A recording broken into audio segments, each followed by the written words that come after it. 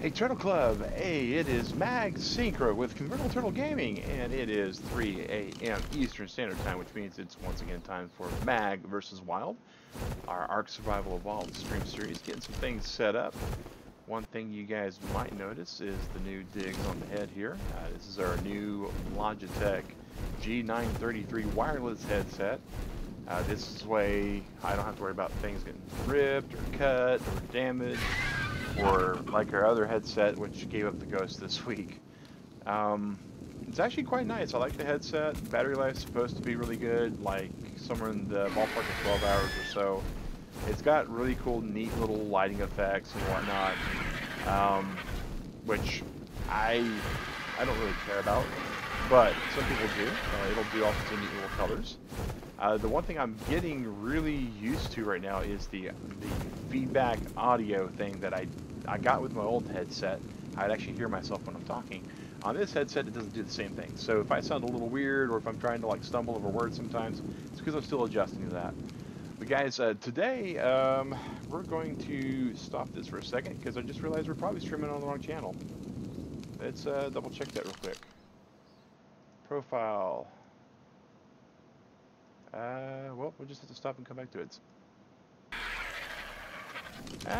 Hopefully it just came through as a hiccup, but yeah, we're actually streaming on the right channel, so there's that. Still getting used to the unshelled and the non-unshelled channels, guys. So we're on, I just want to make sure that we were on unshelled, or we weren't on unshelled rather. And today, guys, we're going to be doing some, well, it's going to be a little bit on the boring side. People, you know, if you don't like grindier streams, this may not be the stream for you.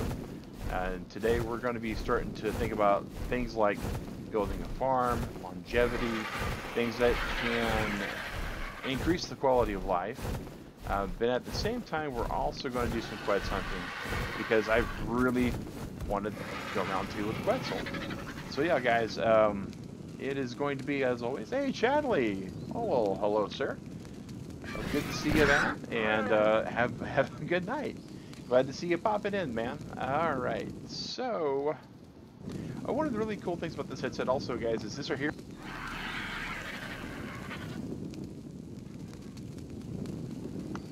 Well, I was saying it mutes the headset bit. You guys couldn't hear that, of course. That's just hitting up the boom mic. But yeah, so it's kind of neat. I like it so far. The range is great. I had it on a full charge, so we'll see how the battery hits.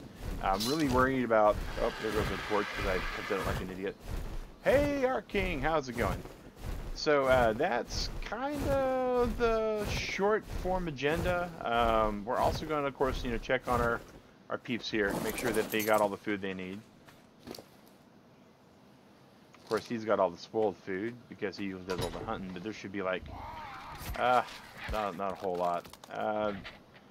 Let's see here, they eat, okay, they'll probably stay okay for this first time you got here early. Oh, that's cool, Ark, that's cool, man, no worries. Alright, so, Agrajag, he who shall not be renamed, as we noticed last stream when we renamed these Agrajags, they die horrible, gruesome deaths at whatever fell atrocity I happened to be nearby at the time. Last time it was a herd of, I don't know what the dodos are doing, like kind of split up. But yeah, some of those bats just went really batty on them. Alright, let's just grab this big old pile and drop that off there. And let's talk to Santa Ag. Grab a stack of meat off of him. I think we brought some berries in here. Yeah, we got plenty of berries for these guys. Oh, speaking of old Santa Ag, we need to go and put this jerky on Agrajag. Because you'll notice, again, it's got a day and 10 hours before that piece expires. But magically on Agrajag, it's 5 days and 16 hours. So if you can keep your meat on your Agrajag or your Argentavius or your mount, whatever you're riding around town on, it's usually going to keep it pretty good for you guys. So these guys have plenty of food. They have plenty of food. The next thing we want to do is we're going to head to Base Gamma to check on the food situation there. This is things that I usually do off stream, but Dig Rat's out of town right now, so a lot of the things that Dig Rat helps take care of in the household, I am taking care of. You know, that's one of the great things about having a very awesome invested partner in life is it makes many hands for light work, and when they're gone, you know, you do feel the absence. You do. Dig Rat does a lot, and I'm very thankful for it.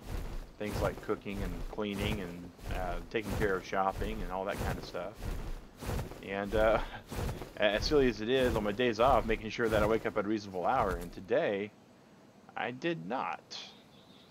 That's another thing that I'm actually getting used to, guys, with this headset, is the sound is amazing. It's Dolby 7.1, and it is nutty as all get out.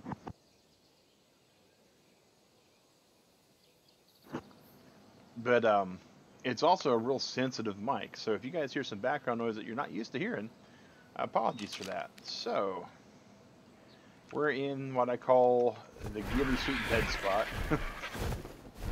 It's just the whole entire southwest corner of the map. You know, wildcard, if you're listening, fix your stuff, man. Alright. That looks like some fast food on the RG menu. Some kind of... Whoa. That's just a dodo. We're okay with dodos. Dodos can live. Turtles, well, it's turtle on turtle violence.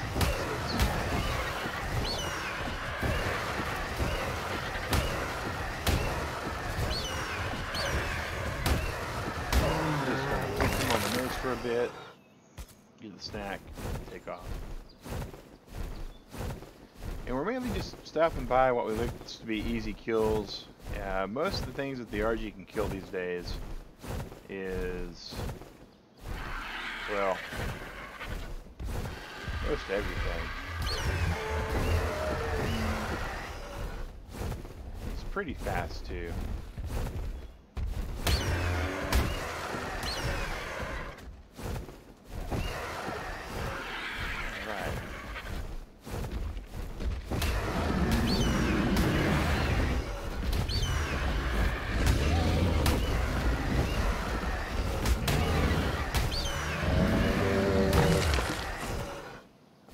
So now we're just going to land on this rock for a second. Check our map, make sure I'm facing northish, and head that way. And away we go. And hopefully, guys, hopefully we'll see a Quetzal. We're going to give about an hour for Quetzal time today. We did finish the bridge. Oh my gosh. So I was looking for anything I could do to help build this bridge. And I was like, alright, there's mods for it, but we're trying not to mod. Because we're wanting to make sure this is an experience that first-time players, people that have never played ARK before, people that are, you know, on the fence about it, can get the real information about it. Now, there is a giant modding community for this game. I mean, full-scale wiki for how to mod it. Great community of modders, people out there that have taken this game to all sorts of weird random directions. And I wouldn't change that for the world. And if you want to change the way the base game works, by all means, Turtle Club, have at it. That is definitely one of those things you can do. But if you're trying to just play the game right out of the box, or if you're on console doesn't get anywhere near the mod support that PC gamers get, then there's some things that, you know, you kind of got to keep in mind. Now, one thing I was not aware of, and I stumbled across it by accident, and I'll show you guys how long it took for me to have this accident happen. That when building with pillars, you don't have to build the pillars all the way up for the game to recognize that there's foundational support. You just have to have the pillars on the ground, which is kind of odd. The physics system doesn't make much sense, but that's what happened. And we wound up building our bridge finally, and it took a lot less time than we thought it was going to.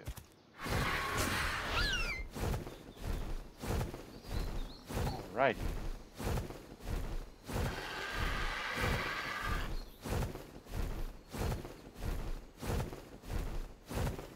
Still flying through. Let's see what we get into.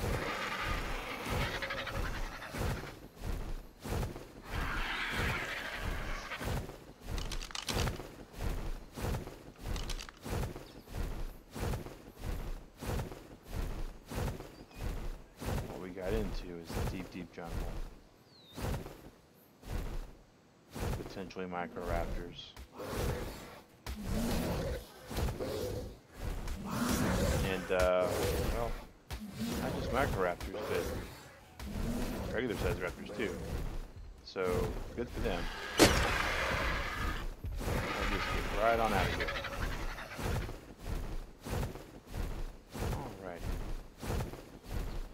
And one of these days, we know that we're going to run across a Rex or a Gecko or something there that eats Argentavius like chicken. But today's not the day, and this Agrojag's not the one, it seems. They'll probably one of the days we rename this guy. We'll get a great name suggested by accident again, and this Agrojag will fight the big one because of it. Rest in peace, Agrojag. Rest in peace.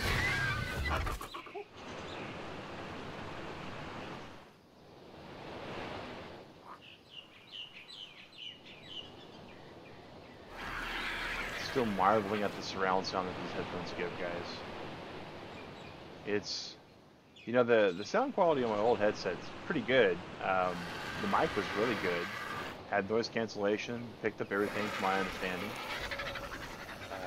I'm presuming, since Chadley did respond with the CD, that people can hear me. But I didn't realize how bad the actual headphones were. They did surround sound, but nowhere near this. I actually jumped when a monkey made an ook noise the other day because it was, well, I say the other day, but it was like the other ARC day, not the other Today day.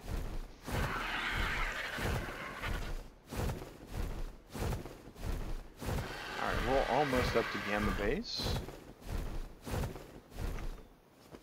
I kind of want to like build a base over in the snow. Hey, Soul Games, how's it going, man? I kind of want to build one over in the snow because I want to just park an Agrojag there in like a spare change of clothes. And, you know, so we can do Quetzal hunting a little more efficiently than dropping everything that I'm at and traveling over. But it is what it is, so we got to do what we do. Alrighty.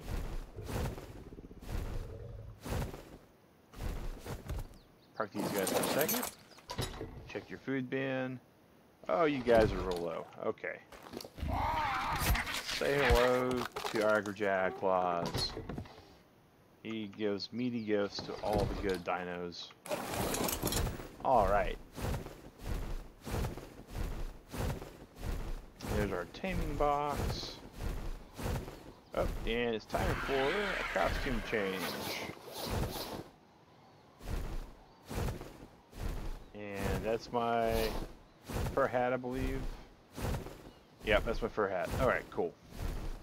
Farm building today, that's kind of the plan, Soul Games, but we're going to take a brief, and I mean a little brief, stop over here to the Arctic area. We're going to spend about an hour trying to track down the Quetzal again. And then we're going to go to building an Obi farm. Been trying to find a way to get meat easier. And other than having really good supply drops like this, with meat and all the other stuff that we don't need, I just don't see a way to continually get that. Yeah, Soul Games, there will be a live stream tomorrow and one after. We will always announce if we don't expect a live stream to come on the channel in our Discord. So if you're ever wanting to check on the schedule, check the Discord. Occasionally we'll remember to do that on the YouTube channel under the community section. That community section is still kind of brand new to me, so it's nowhere near my actual habits to do anything other than check for messages on it. So it's neat. They open communities to kind of have like a forum board posting. Alrighty. And either really good graphics or, yeah, it's getting a little cold out. It's getting a little cold out.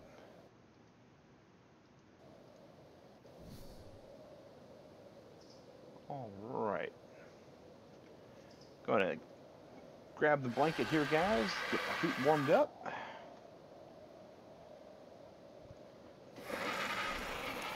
Alright, so got our stamina back, and to the top of the mountain we go so we can start hunting down this quetzal. Do do do do do do.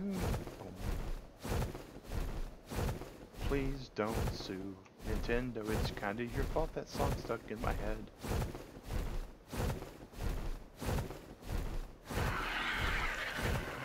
Alrighty. What? Looks like a weird... Oh. Okay, this is Arctavius is back there, okay.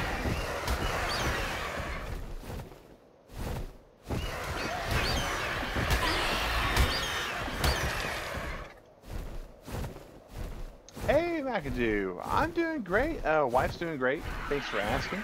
She's actually spending time this weekend with her family. It's Mother's Day this Sunday, as you may not know. I'm presuming that's a global holiday due to merchantism and whatnot, but it may not be. In the United States, we are so self-absorbed sometimes that we have to have a day to remind us to be thankful to our mothers. Hey, Jeff21. How's it going, man? So that's what happens on once a year, Sunday, this Sunday coming. So Digrat's going to be there spending time with her mom. I'm going to be giving my mom a phone call because she's a 17-hour drive away, and Digrat's mom is about a 4.5, 5-hour drive away, providing traffic's good. So I'm kind of got the free reins this weekend. Digrat's got food already pre-prepped for me for some point, so I ain't going to starve to death on the bright side. And...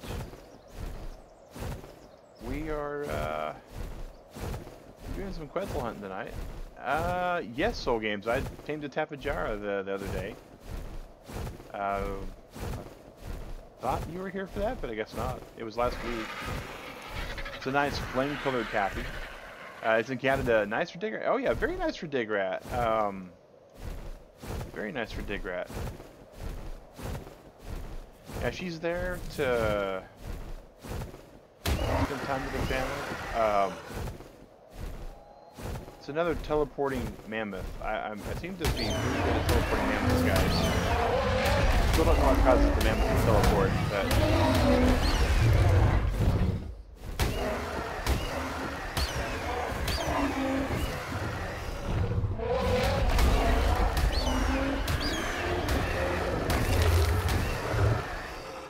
Alright, so we got plenty of food now.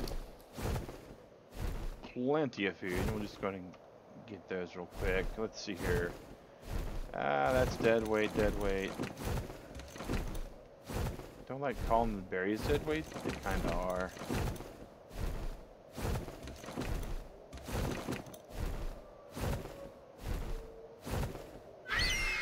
We'll keep them just in case.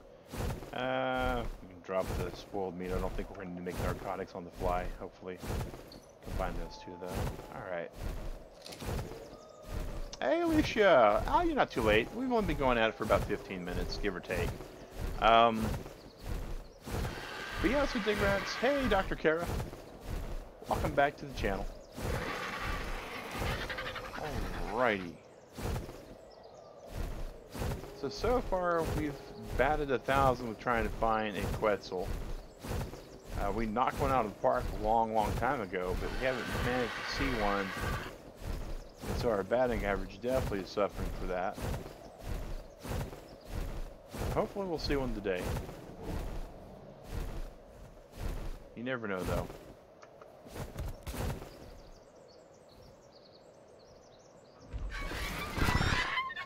But yeah, again, guys, we're going to spend about an hour on the stream total in quetzal hunting, so about another 40 minutes.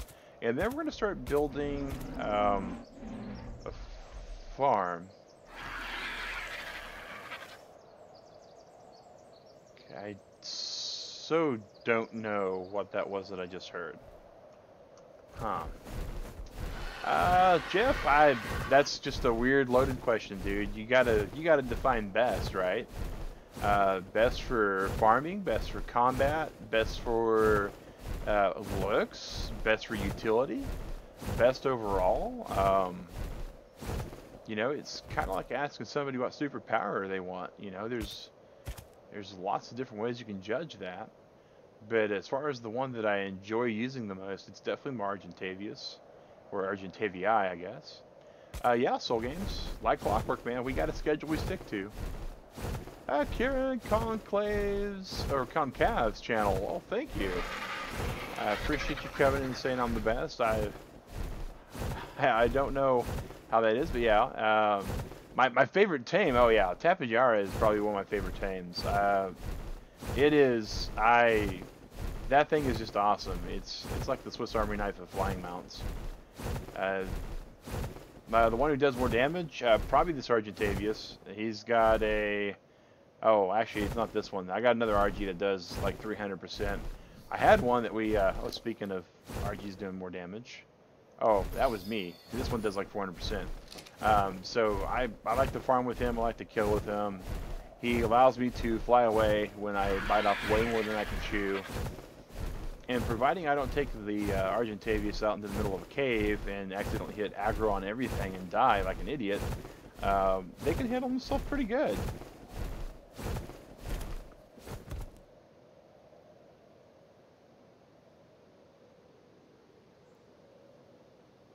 Okay.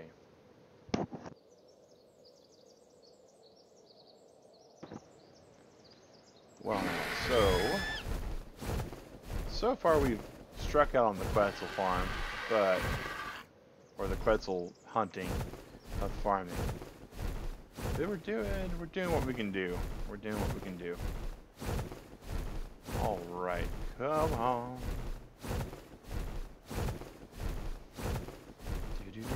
There's a cave. I bet you that's just a horrible cave to go into. I think we're kind of all caved out from last weekend too. We really need to like reassess before we go into caves, because that was just all sorts of death coming up.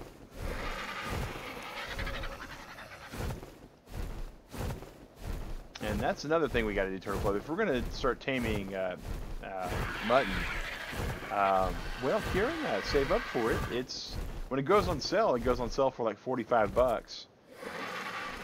Where all have I searched for one? Alicia, we've actually searched. Let me go ahead and take my glove off so we can kind of say it a little bit easier. I'm cold, I know, but all right. So we've searched back and forth between the two snowy peaks. We searched down in the Red Arc. We searched at the right at 70-60 and where the rivers all kind of interconnect there. We've gotten to many places. Soul Games, we've already answered that question for you, man.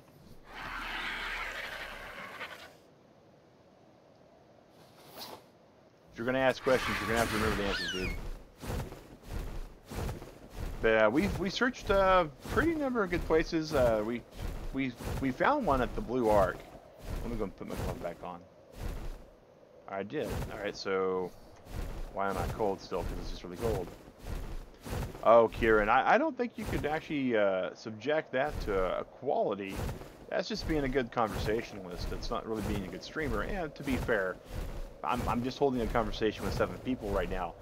Some channels, which, you know, they do really good content, they're much better video game player than I. They really can't have the conversations that we have here because they're having conversations with 700 people. So, you know, I appreciate the comment. I really do. That's one thing I do, I don't look forward to if this channel ever gets huge to the point to where we can't talk to people. Oh, well, thanks, Kieran. I really appreciate that.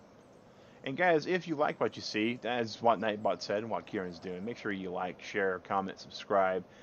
Comment on the videos if you see them uploaded when you don't get a chance to see them live. We try to reply to every single comment we see on our videos, providing they're, you know, they're not insults. We don't respond to those. Alright, so we got some like little melty stuff there. That's where our other taming pin's at. Huh.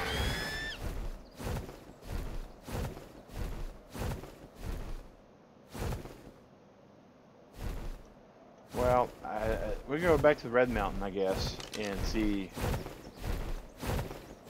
between the two mountains here and see what we can do. We don't do shoutouts, we have conversations. We've said your name multiple times already.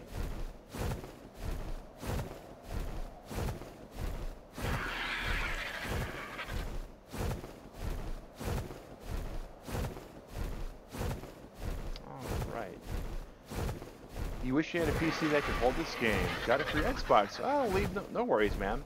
It's good on Xbox. I've seen many people play it. I just got lucky that I got it on PC back when it was early access and like 50% off early access at that. And I got lucky with my computer. I have a really good computer, a lot of people tell me. I just bought what I was able to afford with the best specs at the time. And I got real lucky because it was before all the video cards just shot up in price. Alright, so we're low on our stamina, which is going to make us and the RG a sit and duck in a second.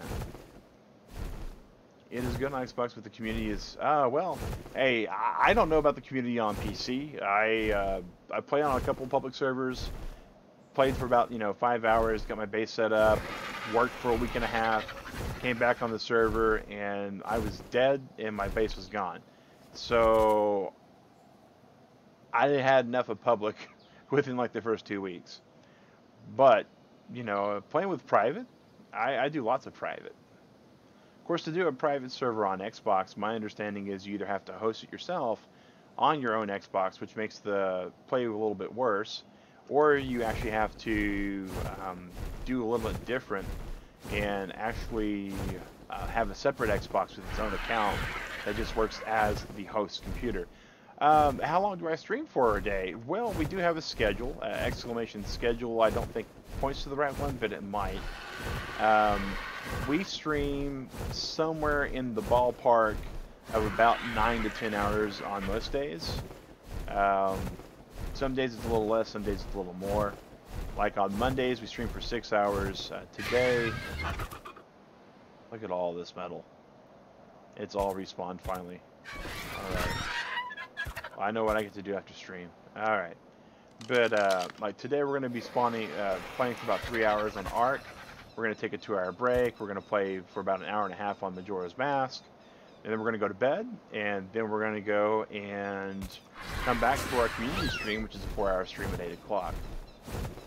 On my weekends, Kieran, I play video games a lot. So if I'm playing video games and I'm doing it to have fun and talk to people and have a good time, then, I'm like, why not stream?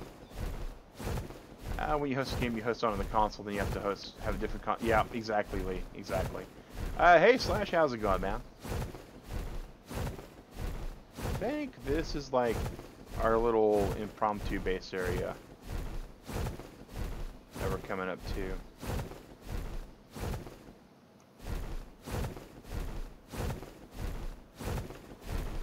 If I remember right, like in this little area supposedly is where we could potentially have a Quetzal patrolling also.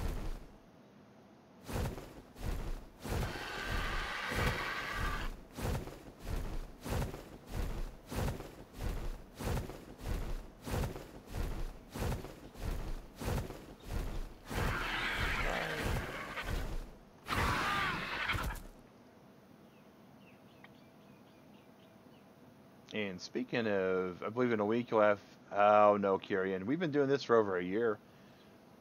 We don't do it for the subs. We do it just for the fun. I don't see anything too dangerous here, but I'm gonna pick off again.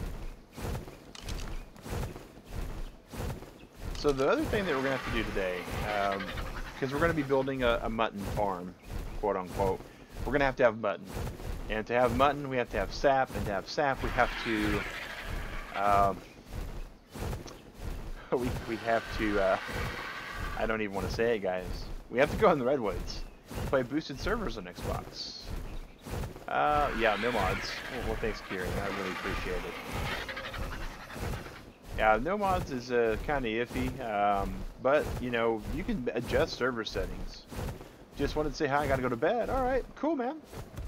Yeah, if you want to play Save the World, man, then I guess you got to go to bed.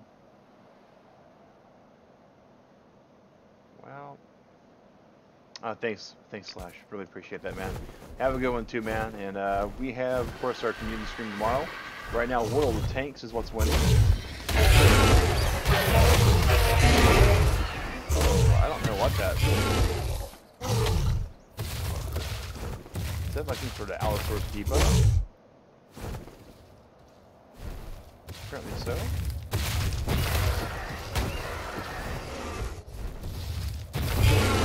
Quit trying to snack on the tail.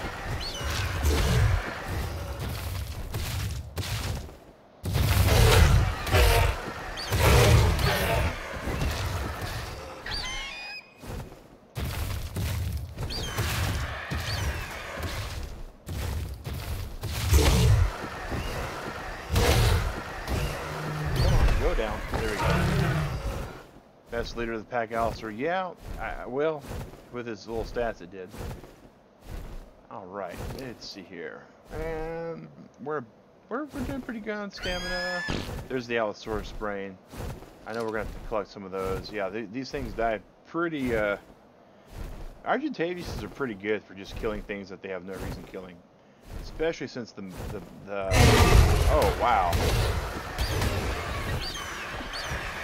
Especially since the TLC patch. TLC patch came out, and these guys just do massive damage. And they're buff, they get to heal themselves. It's disgustingly awesome. Okay, that's a debuff of what that is. Okay.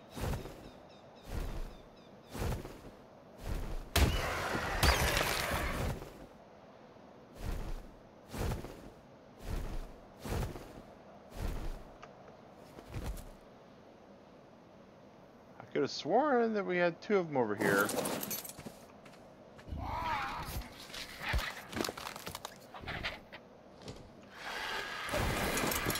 Yeah. Alright, go ahead and head off. Alright, well cool. Thanks for the subscription. Appreciate that, Lee.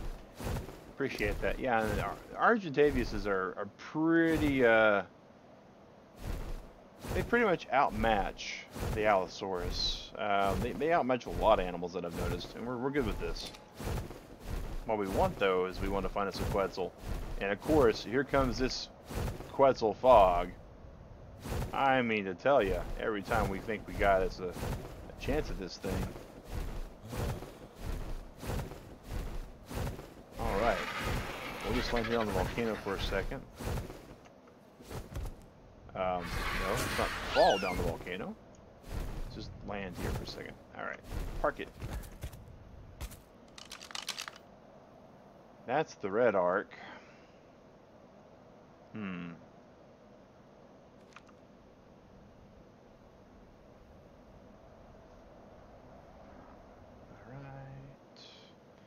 It's 9:30, but you're going to watch till the end. Well, Kieran, I appreciate that. We're going to be going for another 2.5 hours, so that's going to put you all the way to midnight. Hopefully you will have good rest, but you never know. Never can tell. With the fog rolling off, we know it's kind of a safe-ish area of the redwoods. We'll have to find out.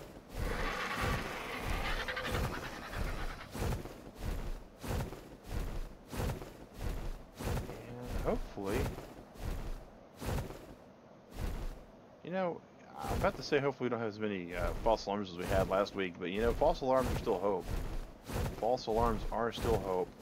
And I'm pretty sure the Quetzal we did actually knock down.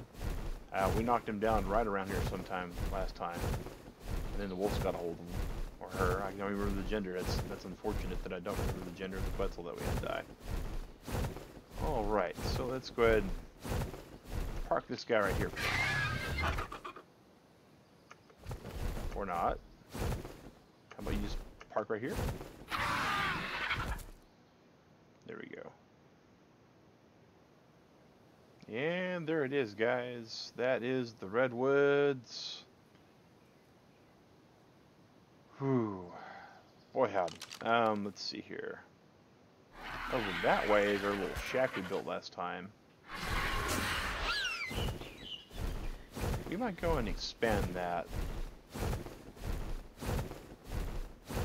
Because we are going to have to put some actual tree taps in for sap. And we're going to have to do some other things. McAdoo, you know it. Oh, the land of the squirrel kitty. And that's the fun irony, right? I happen to love squirrels. True fact, within arm's reach, I actually have stuffed squirrels here. Um, Favorite animal of all time, squirrels. The apartment complex I live at has tens of hundreds of them almost. And it's really funny that the closest thing to a squirrel in Ark is what I'm deathly afraid of. I really want to tame one. I really want to ride on one. I really don't want to find one in the wild again, because every time we do, they kill us. Lewis, welcome to the Turtle Club. I get you that's Biffle?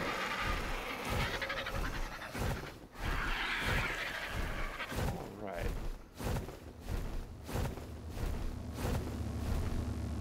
Just hold up here for a second.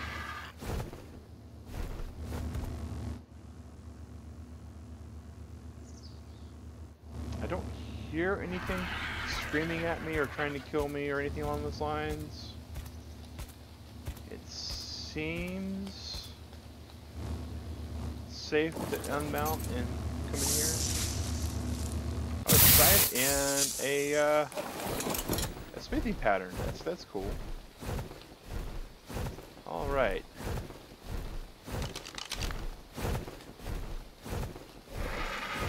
I think we're coming up to our little shack. Actually, I think that's it right there.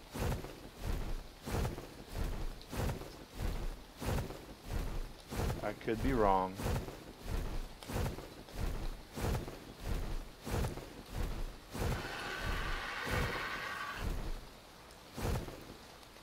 Well, I thought this might have been our little wooden shack, but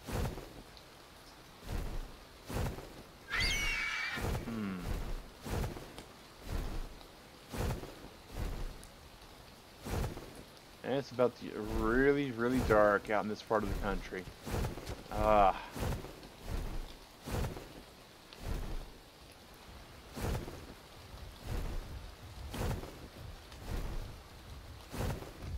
And I'm generally a build with stone for aesthetics, build with wood just because it's easy and you don't really need it kind of guy. But here in the redwoods, especially since we were stupid and didn't get any wood, thatch, and other accoutrements to rebuild our torch with, when we start making our outpost here, guys, we're gonna have to do this in metal because it's the redwoods, right? But yeah, it's day 167. 10:30 at night. We have no light source, and we're just way too close to everything that wants to eat us. We get a little bit of light by turning open the inventory, causing our little arc stone to glow. We'll probably have to like work on building us something like some night vision goggles or something. I've never used those in the game, but the fact that they require a power source makes me not really like them at all. And wow, it's a moonless night on top of everything else, so we're not even going to get the moon for a light source. We can... That must be the blue arc? Yeah, that's the blue arc, so... Huh. Yeah, that's way too far to give me a real light. Alright, Agrijack, how you doing on snacks? You are doing really good on snacks. I could probably use a couple myself. We're really well geared up to go hunting for this Quetzal. Oh, your torch in your inventory has some... Oh, it does. That's... Oh. Oh, you're far too observant there, McAdoo. Alright, so... Now I can kind of see a little bit while we're flying. Doesn't entirely help.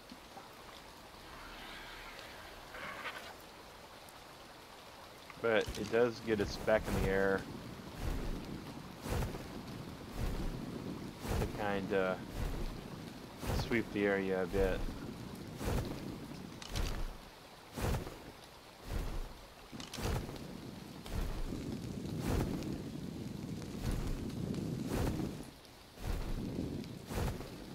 Though we don't want to sweep too close to the ground because everything here wants to eat us. Like, even the larger than normal dodos want to eat us. And we're on a bird, so let that sink in. That's some cannibalistic nature there. Bird on bird violence.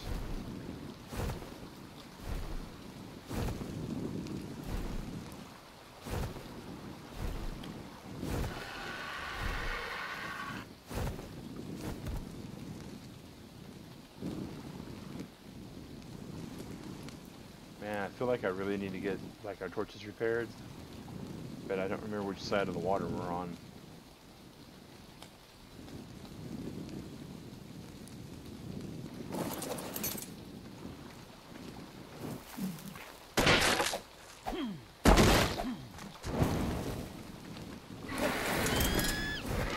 Alright, so we should have to repair one torch.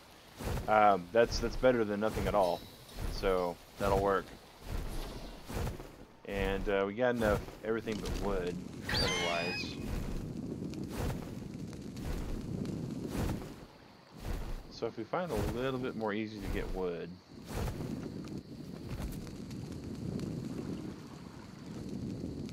Seems like an unguarded tree.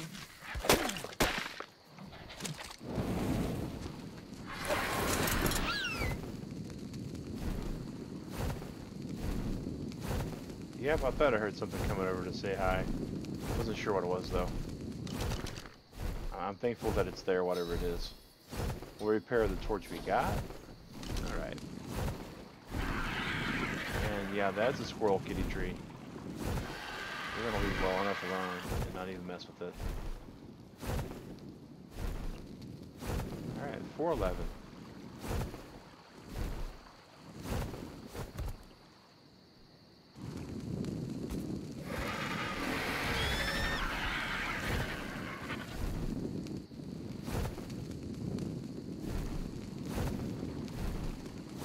We have gone way off course. Alright, so now it's starting to get a little light out. We can back away from Squirrel Kitty view for a little bit.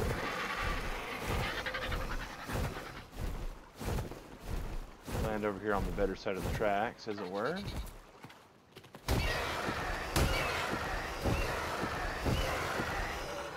And kill the popcorn chicken.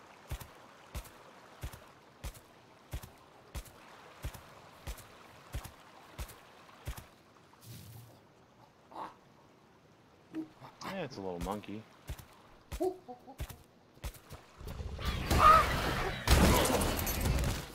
Oh no.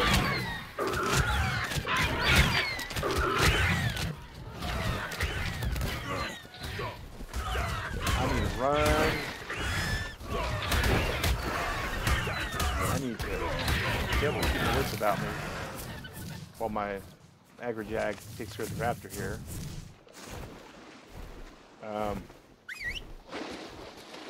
Come back over here, Agrajag. Come on. Come here. Thank you. And, huh. Maybe the redwoods aren't that dangerous, guys, because we got attacked on the non-redwood side of the forest here.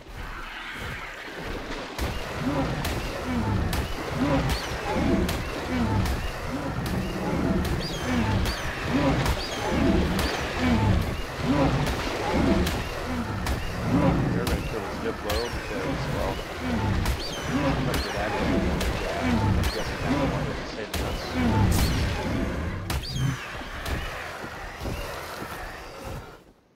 Alright.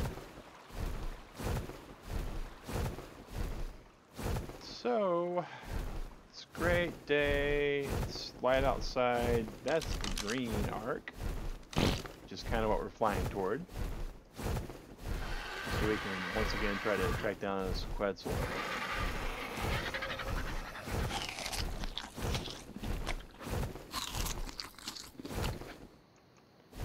And once again, I have made a great tactical error. We were flying right into those giant redwood trees.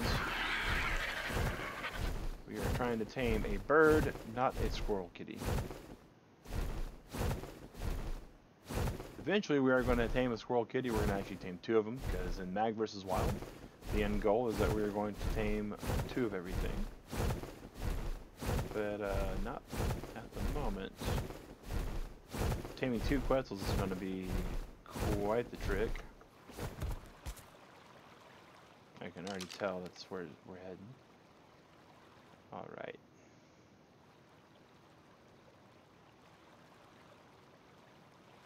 So I think this is where we get to there. Hey! Good kiss! Welcome! Good morning!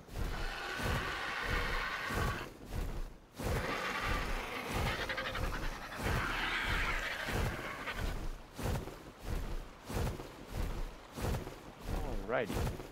At least for you, the animal sounds are quite loud. Tends to be a bit louder than you, Mag. Might be you.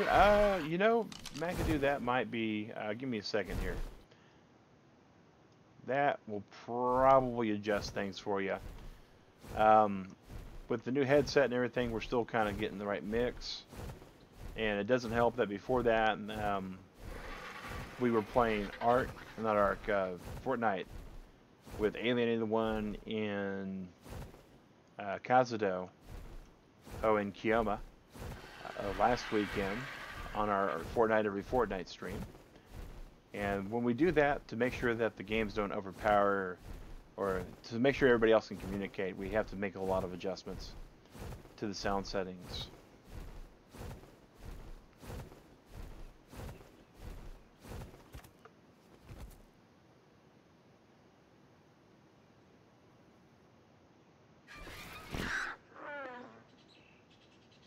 All right.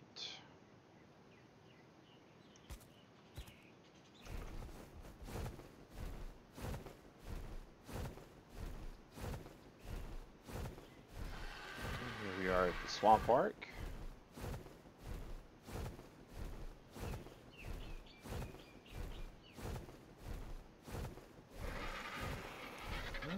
Okay. Oh, thank you, Dude Kiss. It's pretty nice. It's got the little yellow tinge to it. That's not just because of the green arc here. I'm actually kind of nice with the way the coloring is. Oh, not a problem at all, McAdoo. Not a problem at all. Alrighty, we got the fog kind of burning off with the sunlight today. Looks pretty decent there. And let's see, where are we going to head to? Hey, Giggity, how's it going? Oh, hi to you as well, sir.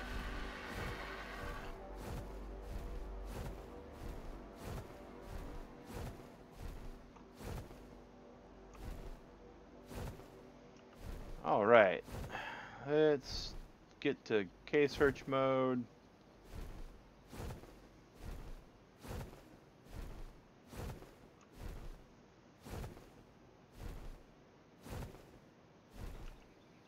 We're gonna level ourselves off a bit.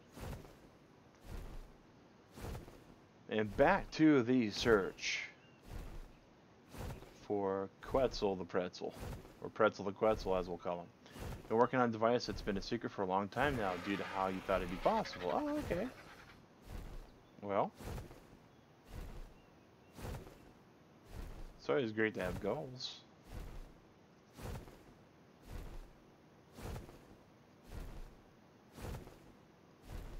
Somewhere there's a Quetzal that's just laughing at us.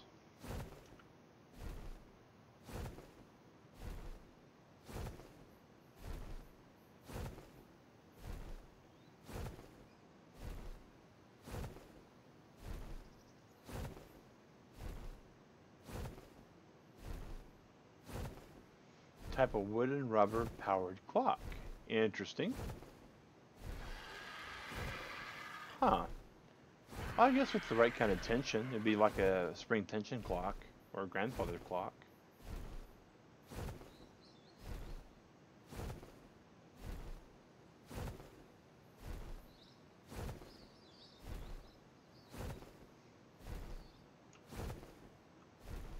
One thing I dislike about K mode is you can never really steer.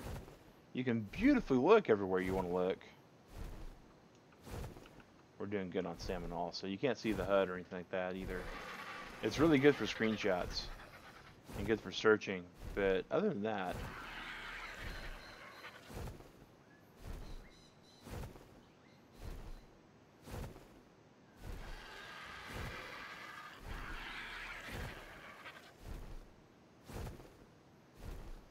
kind of wish like I had narrow like powers, like I could go Bakugan and you know, see everything and see where the Quetzal is, but it doesn't work that way.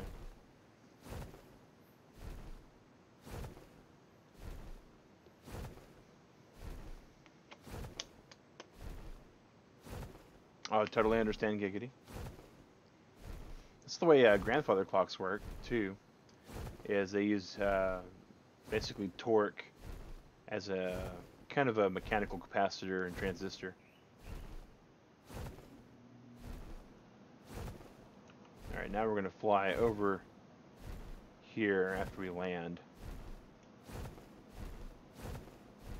You know, if we saw a Spino around here, I'd probably be up for taming that too, because we still need a couple Spinos.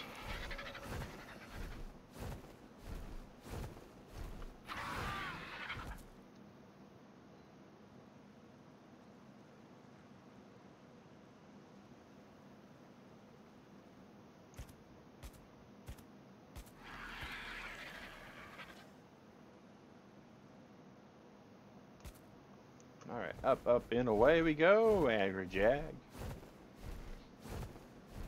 Hey guys, again, we're kind of doing this just for about the first hour of the stream. I know hunting and farming and all that kind of stuff is, you know, it's an acquired taste. But I enjoy doing it, and I thank you guys for hanging out with me today while I go do it as well.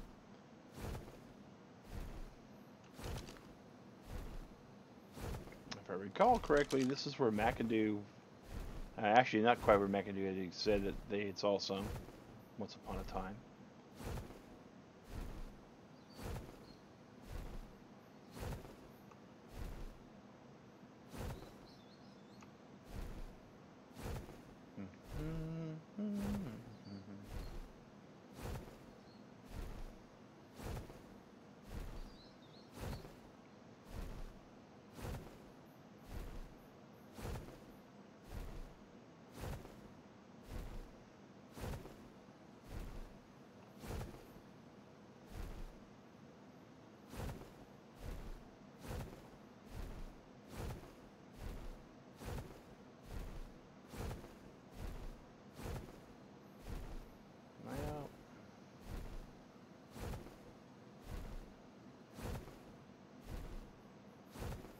And of course, guys, our 6-hour stream that we do Monday nights, we will have more focused on the Quetzal hunt than an hour that we're going to do today. However, today we are going to be making some actual tree taps, building a little bit of a base out in the redwoods, and building our actual dino farm for our mutton. Hey, Xylan, how's it going, man?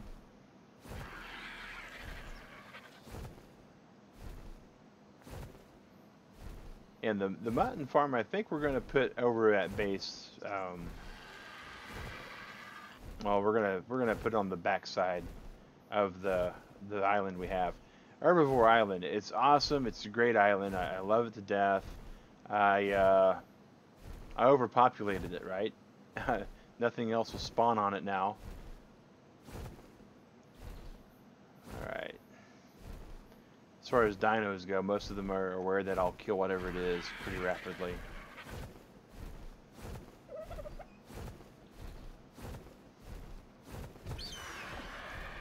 Hey, we can carry one of those.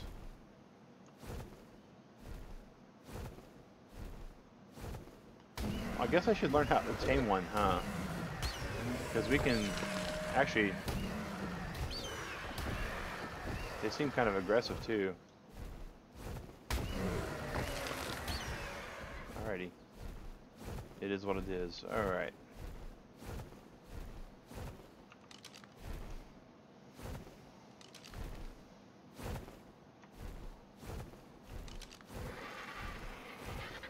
Glad to see you coming in the chat today, Xylan. And so that's That's been about 55 minutes of upkeep and quick pretzel. Oh, I said pretzel. Quetzal patrols. So what we're going to do now is we're going to be heading back to the base, but I'm going to show you guys what I accomplished. And I'm super happy about this accomplishment. I am happier than I should be for this accomplishment. This is what a dedicated mag and a whole entire week of minor stream absence can do.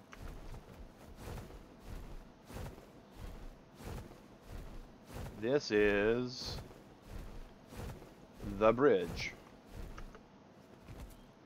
And I know we need to build this like a dino gate and some other stuff. But yeah, that's the bridge, guys. This is how Uber Eats is going to be able to go. And if you'll notice... Oops. Hi, Kieran. Thanks for still being here. You stay there for a second, Jack. I want to show this off for a second. So I was building... I got tired of building up and then down, up and down, up and down, up and down, and having scuba tanks continually break. So what I did is I finally just lined the bottom of the ocean with all of these. And then to kind of help line it up, I started building out from here. And I actually wound up building it too low on the level to start with. And I was just placing down ceiling tiles. And I got to right about here before I realized I was nowhere near all the way up from the ground anymore. Yeah. So apparently if you have all the way on the bottom of the ocean, if you have an actual... How long did this island? This probably took me... I don't know, about an hour and a half a day-ish. 6-7 days, something like that. So about 20 hours of gathering stone, making materials, putting stuff down over and over again.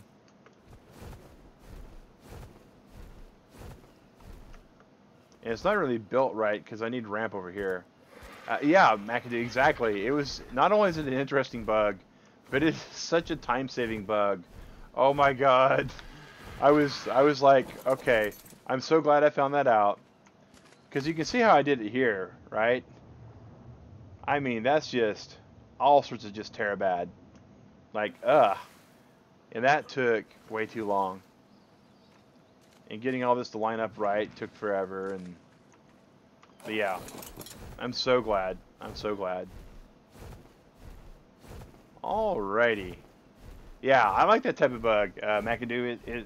As long as you actually have the bottom and the ceiling built, they don't care what's in the middle. And I wonder if it would work the same way for buildings, and I think it does. Because I was thinking over here, I was going to have to build some kind of support structure. Because by the physics, right, 1, 2, 3, these are here shouldn't be fillable, but they are. Well, thanks, Silent. I was happy with it. I was very happy with it. But now, when we go like killing like Brontos and stuff, we can take Uber Eats, and we can actually cook all the prime meat immediately, which I'm happy with. Better than a cave overflowing. Much, much better. Oh my gosh. Oh, they still haven't fixed that bug either. It's sad. Alright, drink some water. Alright, so first thing we need to do is go over here. Oh, we still also need to check the food troughs. Berry trough's good. Meat trough's pretty good. Alright, good. So, next we need to make a platform. No. Let's make a platform here. No. Let's see where our platform is. And let's make sure it's stuff that we can learn on the island. Alright. We are going to want a metal tree platform. Oh, dear God. We're going to want a wooden tree platform for now. That's still going to take a lot of metal and a lot of fiber and a lot of cementing paste, but it is what it is. Okay. So we got some metal here. We got some wood here. Do we have any metal and wood here? some metal, some cementing paste. How much? Alright.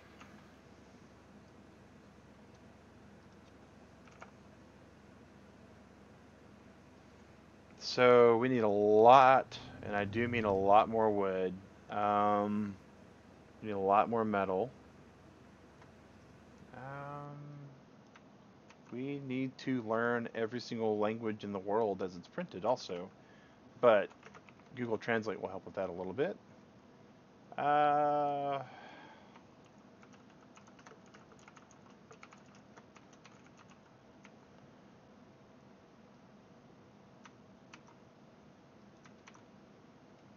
Zylan, we'll have a good day. Okay, and so we're gonna need to get a lot of metal, a lot of wood. I think if I go to Austin, there's already metal in Austin. Austin's not too far away, and we have all the cementing paste we need, so we can actually take the cementing paste to Austin, and Austin's covered with trees. So Austin might actually have all the metal we need. Interesting. Alright, and what about the tap? Not tapijara, but the actual tap. A sap tap. A tree sap tap. That's not too bad. So we need 140 on that. Okay. Do we have 100 metal here? No, we don't. Do we have any metal still in the metal bin? Please say yes. We do. Alright. When did you last check your Bronto base? Base 4. I checked it a while back. Like 3 days ago, I did a flyby. Where is Agrajag? Actually, I don't need Agrajag. I need Mandy. Where are you at? Mandy! You beautiful beaver. Shake your tail.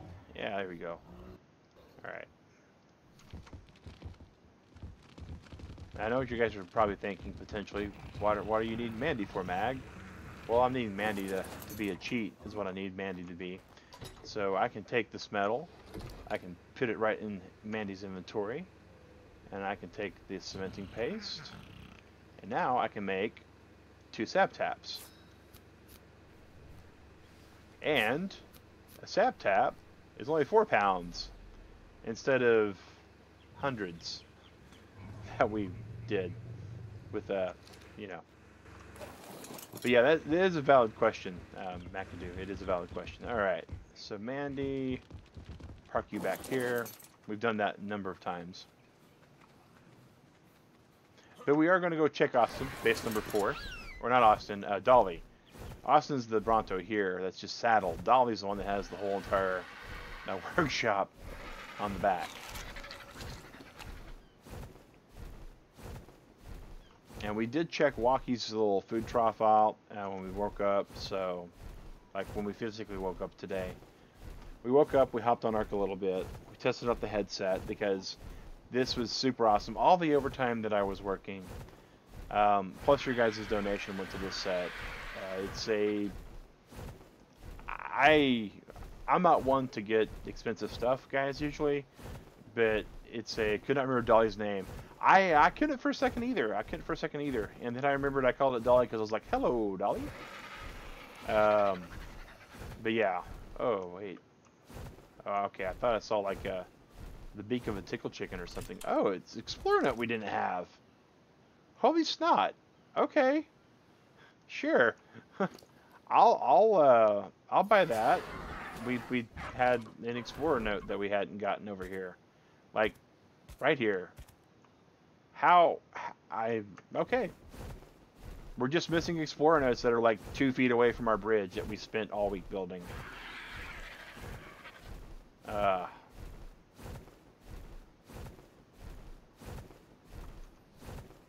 Maybe the Quetzal's just hiding because it knows we're waiting for it. So let's just do some stuff like that. But yeah, we went to the base. We did a flyby. Dolly was looking pretty good, but Dolly does have a large number of herbivores surrounding her as well. So I don't like her odds of not being molested anytime soon. So we're probably gonna have to fly over there and kill a whole lot of stuff just to kill it. And, you know, fill up her berry trough, take her off the mountain for a second, swing her tail a couple times, and then go back up. And 138, that's not too bad. Now it looks like a raptor that's in need of an attitude adjustment, maybe?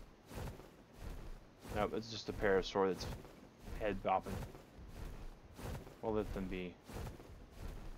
Boy, this Dolby 7.1 that this headset does, guys, it's weirding me out because there's dinosaurs that I used to not hear just thumping around with my last headset. Like the parasaurs, their footsteps didn't even register, and now they do, and they're kind of loud. So I'm like, wait, what's that?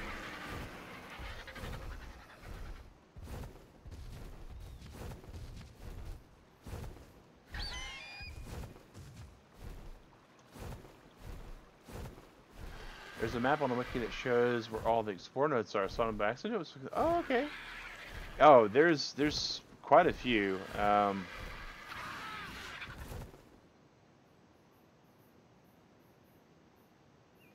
looked like a Dimorphodon over here. I was wondering, but if you go over to, where is it? I found it the other day. Here we are. So yeah, there's a lot. And by a lot, I mean a whole lot of notes. So yeah, like there's 30 for all these explorers, I think, and a dossier for every dinosaur. And that's all the dinosaurs that are on the island, right? So on certain maps, there's different ones based upon what you're looking at. I'm not even on Dolly's Island yet. I don't know why I'm trying to find Dolly.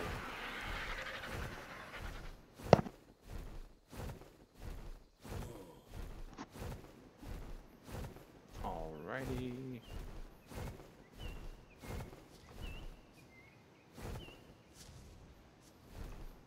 Still half expecting a Quetzal just to pop up and say, "Hey, what you doing, Doc?" Like Bugs Bunny showing up out of nowhere, right?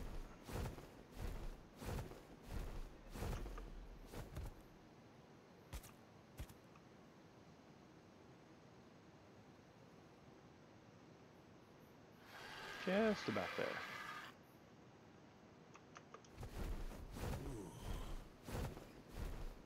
And yes, game, I know that I am in a very warm area, and it probably has nothing to do with the fact that I'm wearing a fur suit.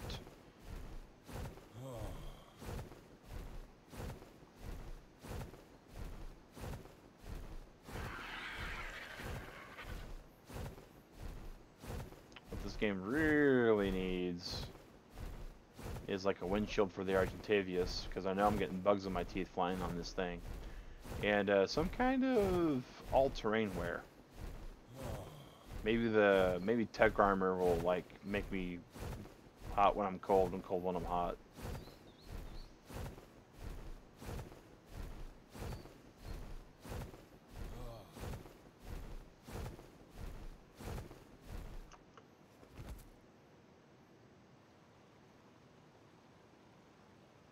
About to say, those look like beasts for a second. Just common little drones just chilling and flying out to me. Alright. And Dolly's heel is like right over here.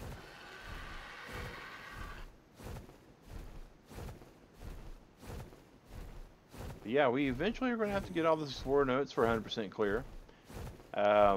So there's that. That's pretty... It'll be pretty sad because once we level up, maybe fly above trees a bit, see... Oh, might see a Quetzal through the fog. Okay. I misread that for a second to I see a Quetzal through the fog. But yeah, that's a valid point. I should have done that. That was not smart of me. Just like burning out my stamina on this RG was not smart of me. There's Dolly. Hello, Dolly. Hello, Raptor. They don't see me yet. They're about to, though. Just take off a little bit up here.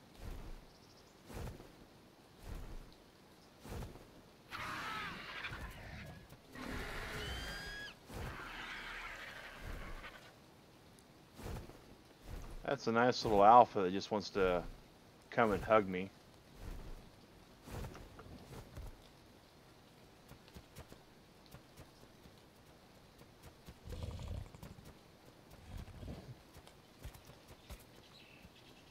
As long as it doesn't figure it can get up here, we're okay. Oh, they got smart.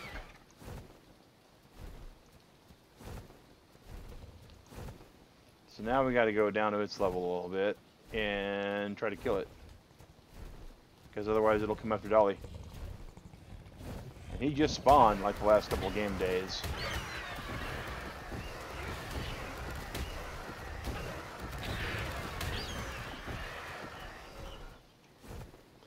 Oh, no, you don't. No running away.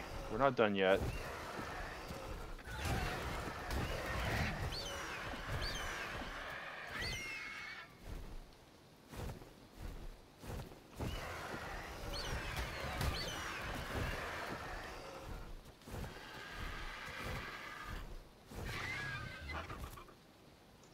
Come on. You know you want to come after this. Come on.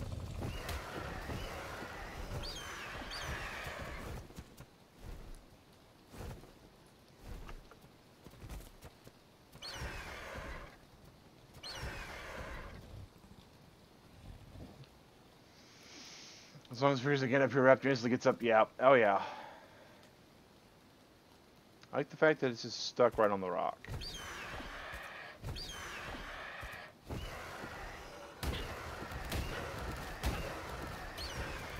We'll just proceed to kill this thing.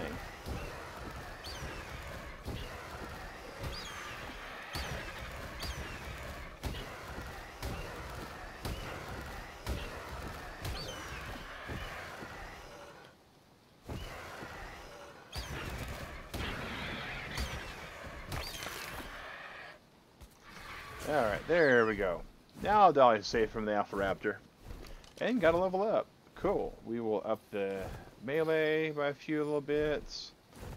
Look at all that prime meat. It's just going to go to waste. Up.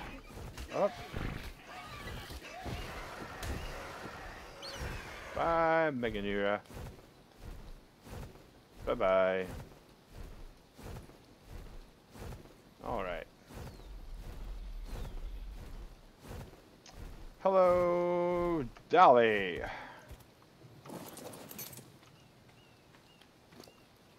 First off, what's in your inventory? Plenty of berries, a Fiomia saddle, which we don't care about anymore, some gunpowder. All stuff that if I need to do some weird hunting around here, I can. But more importantly...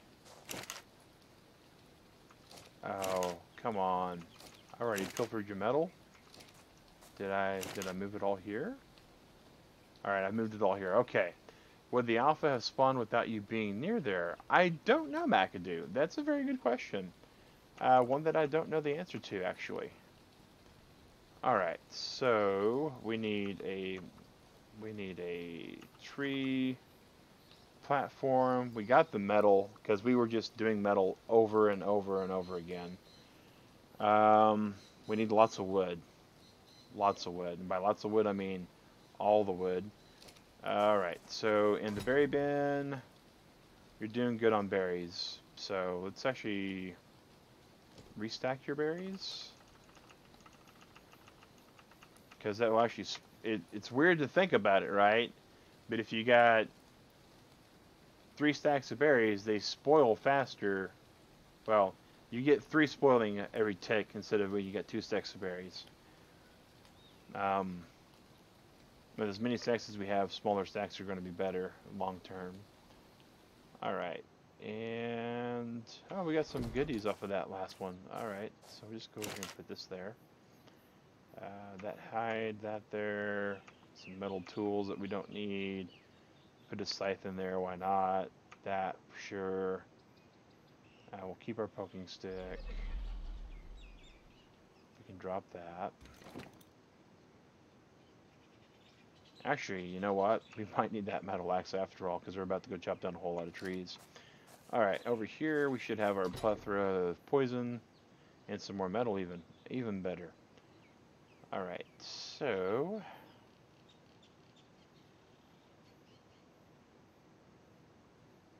we have a few slots. Actually, what we need to do is we need to build a bigger storage bin.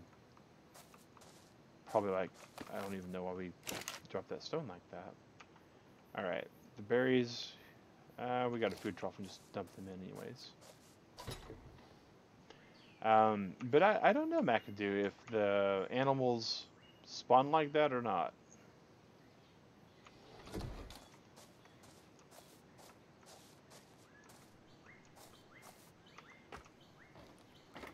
One of the most entertaining bugs in this whole entire game. In fact, you mysteriously float. You should be climbing. Alright. Yeah, like the Bronto noise, I don't think I ever noticed that before either. It's got some bass in it. I think my other headset, the bass range is just really bad.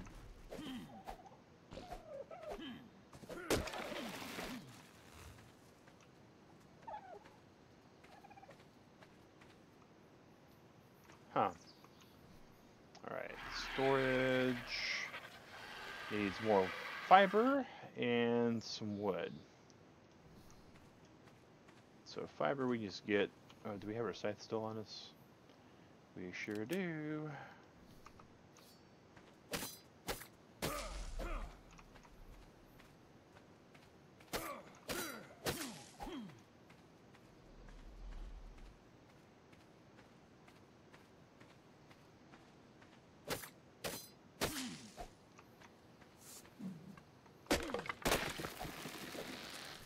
Kind of like that question from the Matrix, McAdoo, when Neo breaks that thing at the oracles, and she's like, you know, what's really going to bake your noodle is had I not said anything, would you have broken it anyways? Are some things predestined, or is it self-fulfilling? All right. Park up here. I think what makes the most sense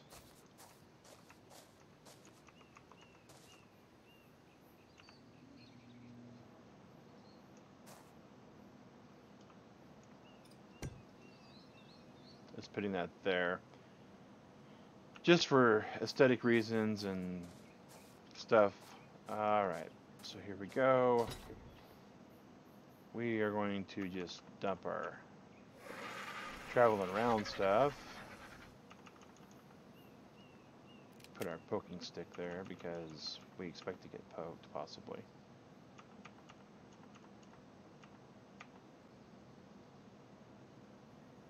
I think we need that or those. Alright, so now we're traveling light. Lots lighter than what we have been. And what was I thinking about 2 seconds ago? Oh, wood. Okay. So we need a whole lot of wood. There are, of course, 2 ways we can do it. One is we can load the RG up with, what is that, 400 metal? And fly them over to the other base along with the fiber and the cementing paste. That might be a better option, actually. Because RG does a metal reduction. Can I? Yeah, alright, good. Let's try that first.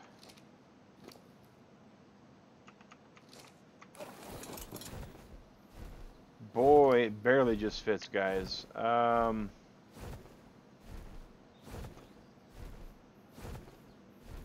to eat all of this.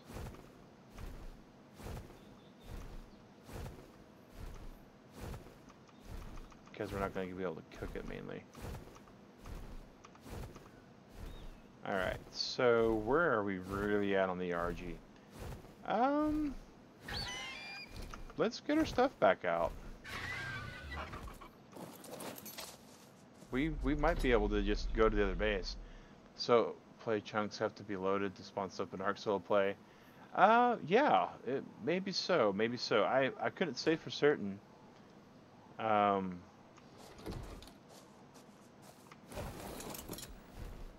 Well, so much for that idea, maybe? I mean, the fiber I'm not too worried about. Not all this has to go with this either. But a good portion of it is. How much do we gotta drop? We gotta lose like 70 pounds?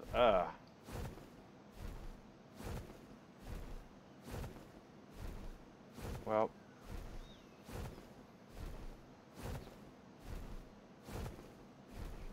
Okay, so we can still do that. We can still do that.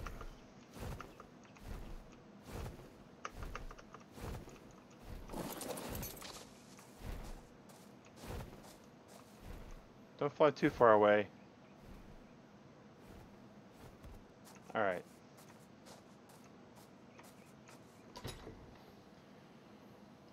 Alright, we're gonna put our... We're gonna be stupid, guys, because that's what we do on this channel.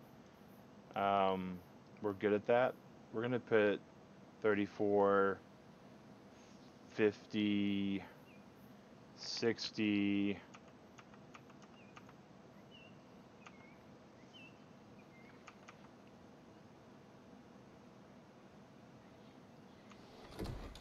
That's all of our Quetzal taming gear.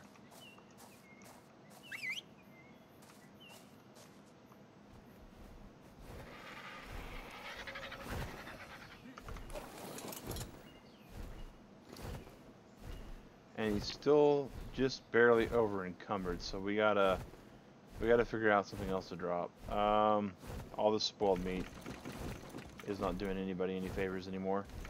So let's do that, and that unencumbers us. Cool. All right, so we know that there's a mammoth over in Gamma. It's going to be the easiest way for us to gather all the wood we want. It's just the way it is. We got the metal we needed from here. That's because there's lots of metal in this little area that we had a long time ago. And we got the cementing paste from actually killing lots and lots of turtles and stegosauruses on the herbivore island before they stopped spawning on us. And yeah, we got rid of all of our Quetzal taming stuff, and we're pretty sure that the Quetzal's hiding there somewhere.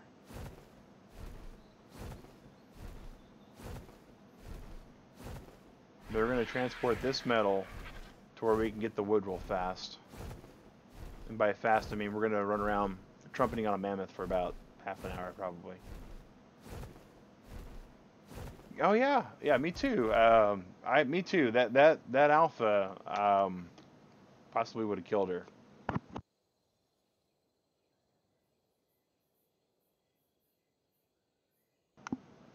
And I do say possibly. It is something that could have occurred, may not have.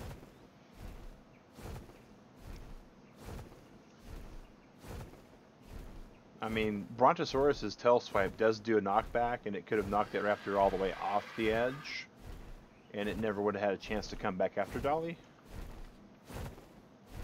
So there is that. But yeah, I'm glad you asked about that too, McAdoo.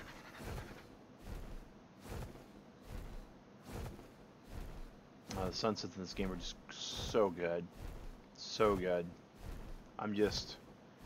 The graphics look very picturesque at times.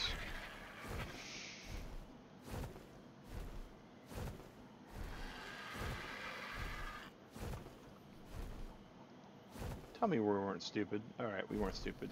Good.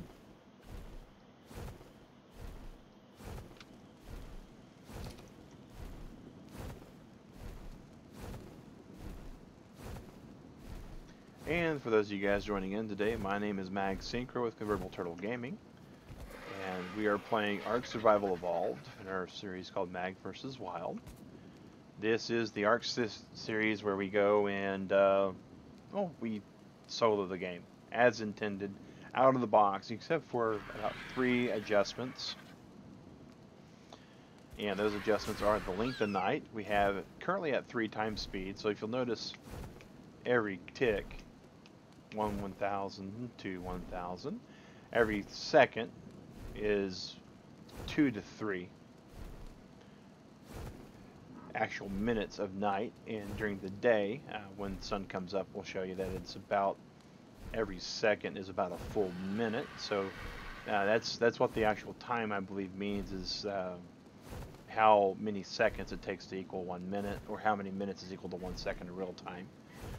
The other thing that we do have set on here is the taming speed is twice. It's 2, which I don't know what that equates to as far as real world terms goes. But I do know that it means that we can go up to 1 dung beetle, offer it 1 piece of food, and it tames pretty much automatically. Which is all fine and good, you know. Certain things tame way faster than what the wiki says they'll tame. Other things still tame way faster, but it still takes a long time. And the final thing that we have that makes this mostly vanilla is the fact that we do have 1 mod on the game. This is a very moddable game. You can do everything from change the dinosaurs out to Pokemon in it. I don't recommend that mod. If you're a Pokemon fan, stay away from it unless your friend brought a 20-foot pole for you to cut in half. It's just not well done at all. Graphically it looks great, but other than that, it's horrible. But the you can do that for 1 piece. You can also do what's called refrigerated troughs, which means you no longer have to worry about your food spoiling. You don't have to do much hunting. We kind of like the little nuanced aspects of the game here, so we're okay with that for the most part. Okay, we can kind of course correct like this now. I think, yeah, we're clear of the redwoods. But so the 1 mod that we do have is what's called the Death Assistance mod, or the Death Helper mod. It varies between who you ask. Apparently it went through a name change at one point, I guess. And what that mod is it's a personalized tombstone for when we die, which allows us to loot our corpse no matter where it's at. If any of you are an old fart like me, and you played EverQuest, it's kind of like the summon corpse ability that the Necromancers had. It's really, really helpful. Really, really helpful.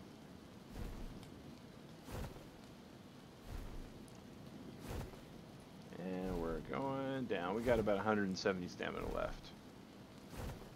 And time-wise, we're at 235. You can tell we're in the writhing swamps, which it's not where we want to be when we have to land at all. Swamps are just bad. They're bad for mag, they're bad for agrojag. They're just really, really bad. We always wind up running out of stamina almost when we're over the swamps, which is just silly.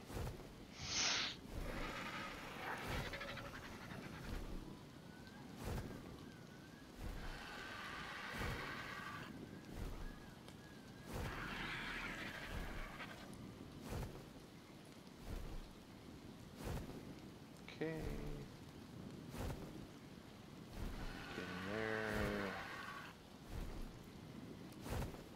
And we do know that we can go further distance traveled when we're not using the speed mod.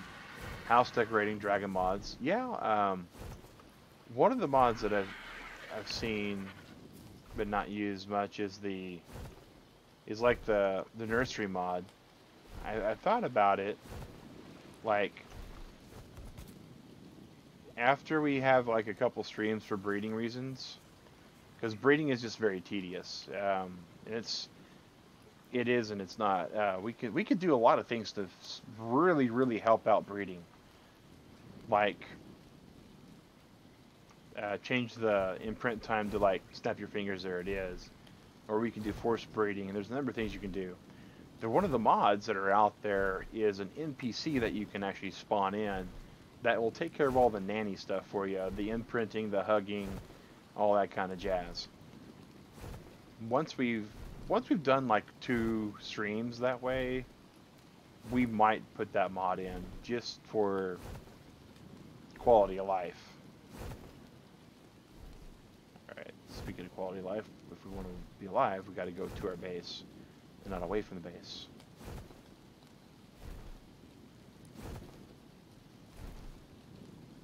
Oh, of course I'm traveling down. Why wouldn't I be?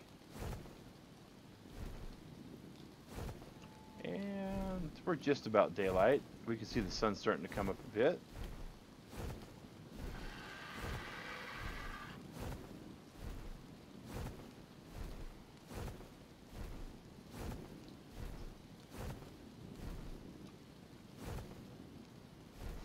Watch some streams that are heavily modded. Interesting to watch, but would not play heavy mods. You know, heavy mods is definitely an acquired taste. It there's, if you ever get tired of Ark, which can happen, I know blasphemy according to some people, but it is possible that you can get bored with this game, as great as it is.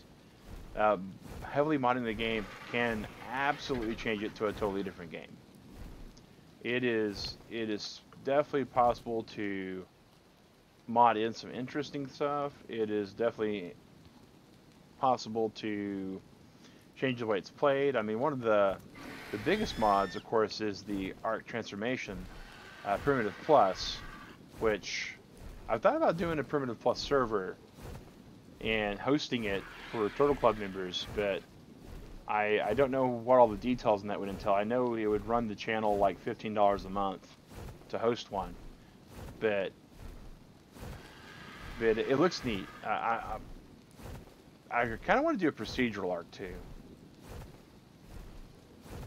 but that is, you know, part of what it is. All these trees and the sweltering heat of the swamps.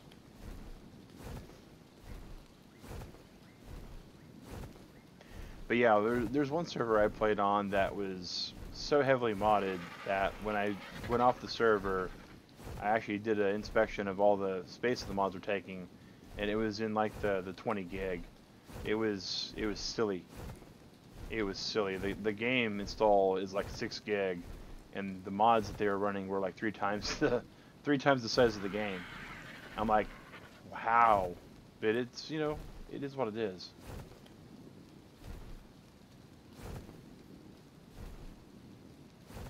Alright guys, we're just about out of the woods, we're just about out of the actual dark. Well, we're out of the dark now. And we're just about out of stamina. Hey, giggity.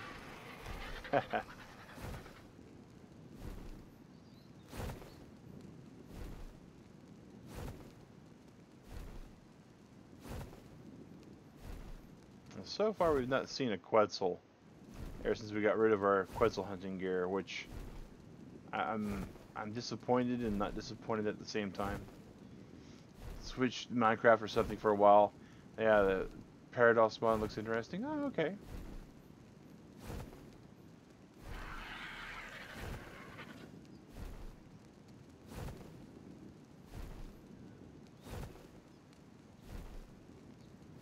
Well, we're just about all the way out of stamina. I don't like what we're about to do, but we're going to wind up having to land anyways. So I need to kind of go below the tree line.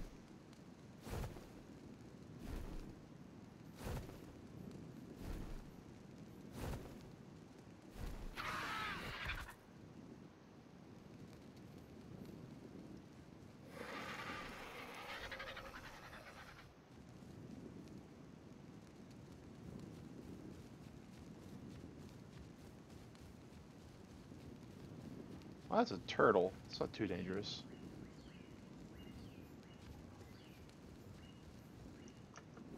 Dinosaurs are very colorful and tougher. Oh, interesting. Okay. Well, that's intriguing.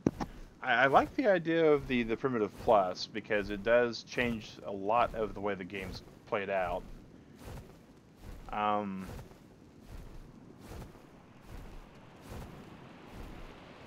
I've thought about doing my own island or my own world mod, but that's going to take a lot of time, and I don't have all the time, sadly. The waterfall's just beautiful here, too.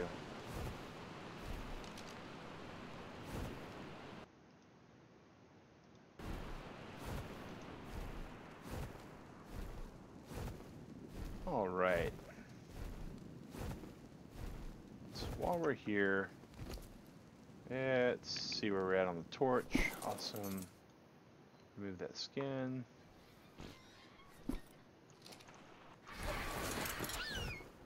Alright, now we're about to unleash the mammoth.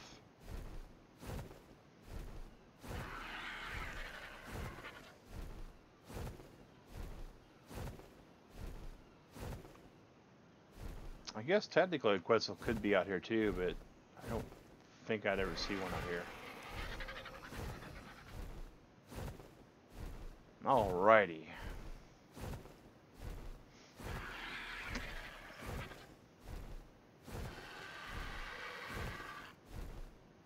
Alright, Agrajag, we're almost here to, well, Agrajag country.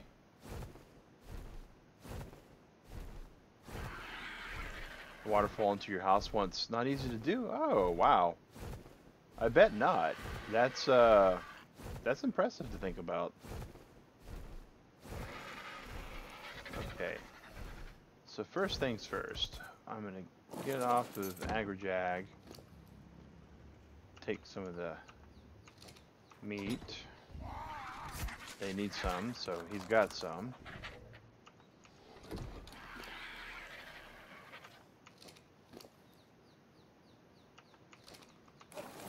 Darkstar Gaming, sounds familiar, man, but I sleep a lot, so, and I'm old, so my ability to recall things is not as top-notch as it could be. Alright, increase the weight. I do play with S+, but was still not easy. Yeah, S+, is one of those things that, let's take the mammoth saddle off the mammoth. You are not coming with us, Agrajag. Woody is going to come with us with his saddle. And we're going to just drop his stuff there. And we need 3,200 wood, which is a whole lot of wood.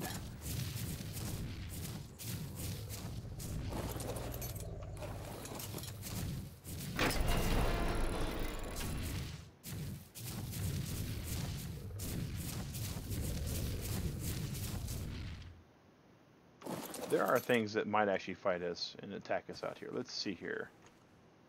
Terry, how are you for equipment? You have lots of meat, which we don't care about. Agrajag, you got some meat on you.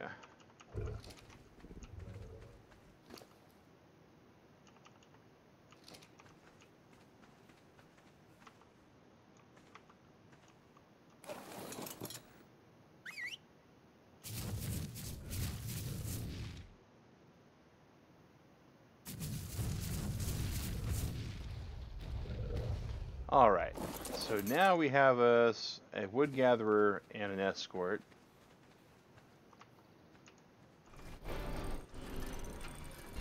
I think we're going to be able to be just fine, guys. We're just going to be doing some deforestation is all.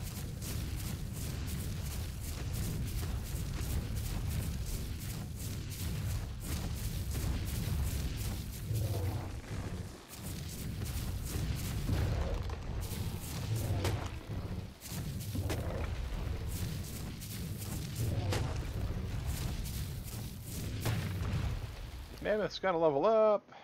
Okay. And Mammoth can drop all of these useless seeds.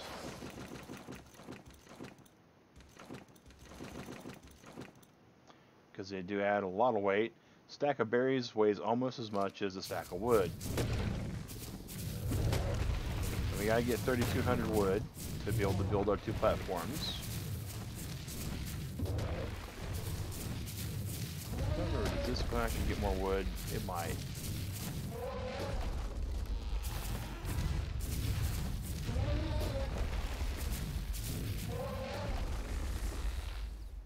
Wait, wrong button. Alright.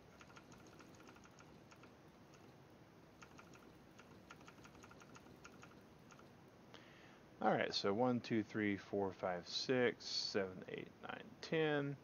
So we're about a third of the way there, guys.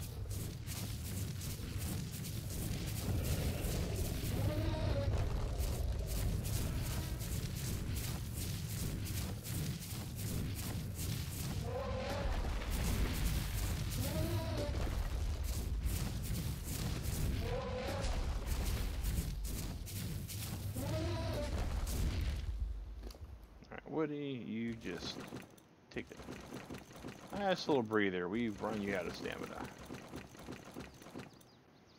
Is Terry on neutral or passive? You know, that's a very good question, McAdoo. I think Terry's on neutral. Let's go to behavior, stance, neutral. Yeah, neutral.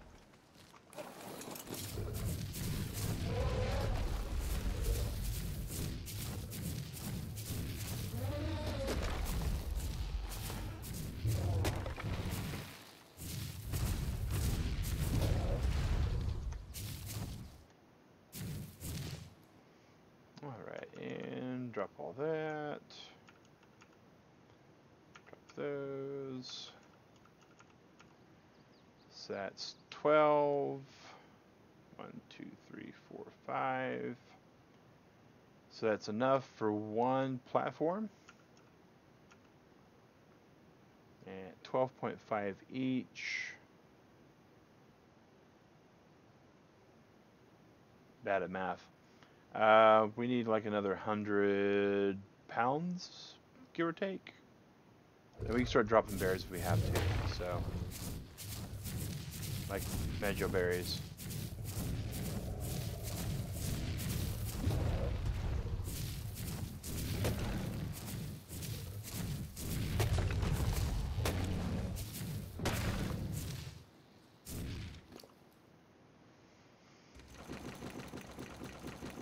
Let's just do that right now while we got the time for it. Okay, so 1, 2, 3. No, we'll just do 1 row. All right.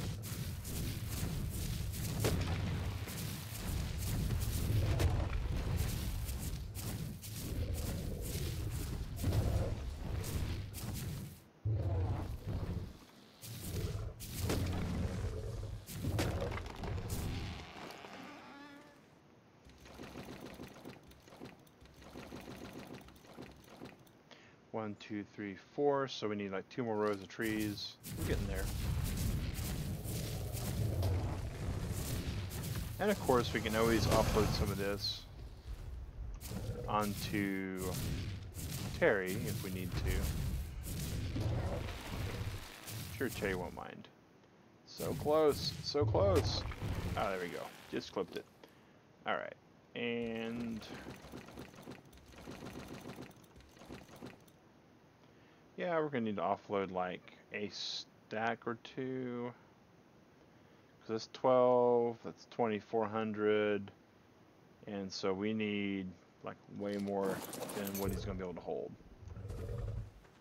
How much room do you have, Terry? Oh, you got plenty of room. All right.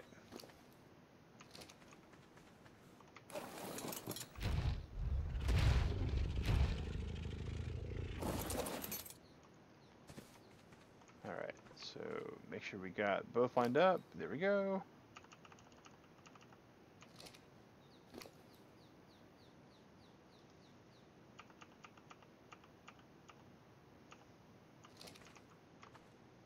All right. And forward march into balding this area of all of its life. I actually kind of want to go this way for that.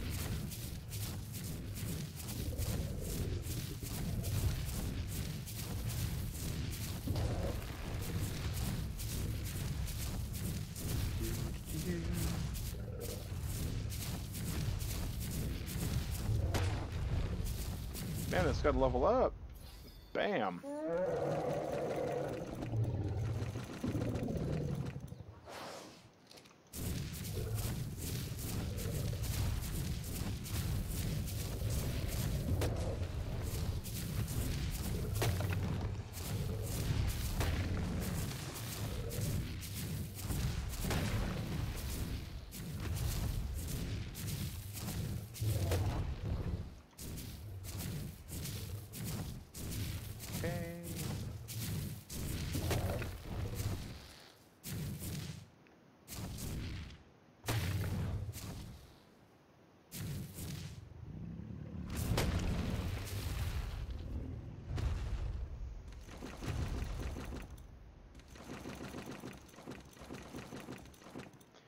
So we have 24.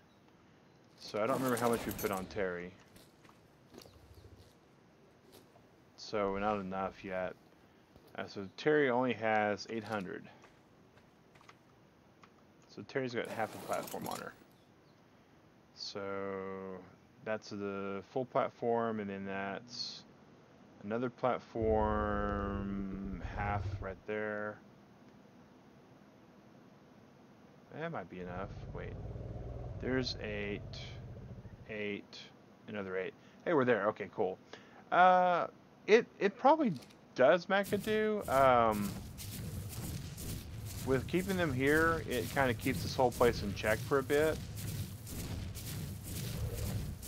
Which, and I think it has to do with the base more than anything, because the base is supposed to keep things like out by 750 feet.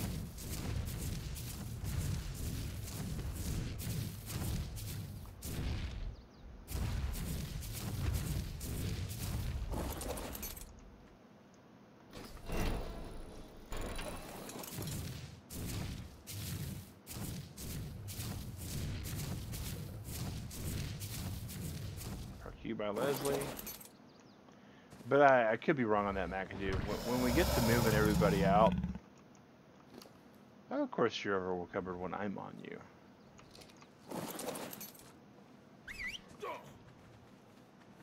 Come on, Terry, out this way and this way.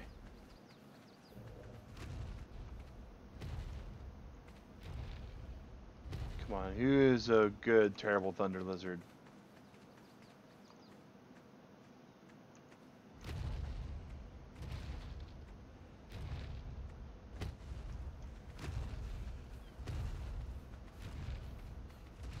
It doesn't help that I got my little cold taming pin over there either.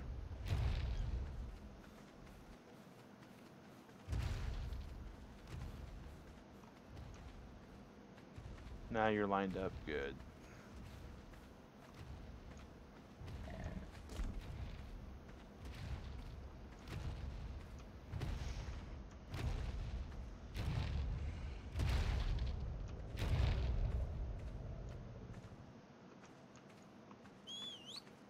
Such a good Tyrannosaurus Rex with her big old head and her stubby little arms.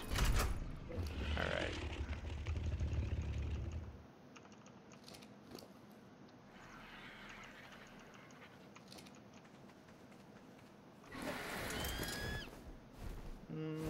Just put that meat back on. You are going to right here and park. And we're going to see what the platform takes. Because we need 600 fiber. Okay, that's what I thought. We need to go get us a whole lot of fiber.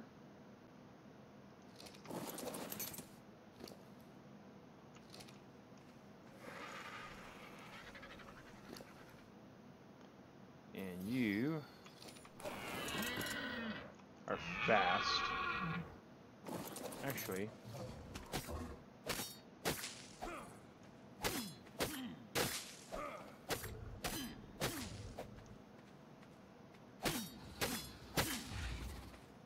oh, did I hit Mr. Pinchy? No, I didn't. Okay.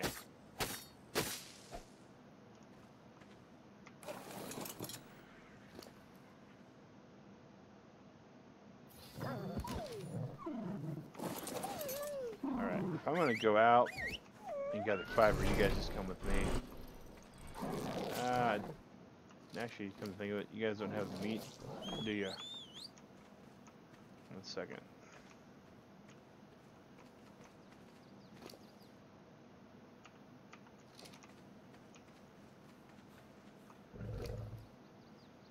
All right, and melee.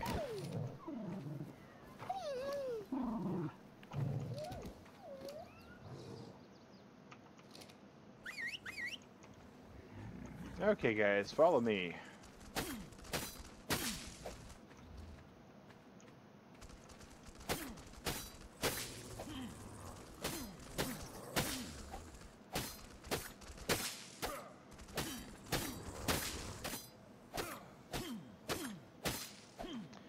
And another thing Mac can do is I come through here with the 2 wolves and Terry off stream a lot and kill a lot of these things for food. So that's probably why we're not seeing a whole lot either. Because anything that does get close enough to live, I put down pretty fast.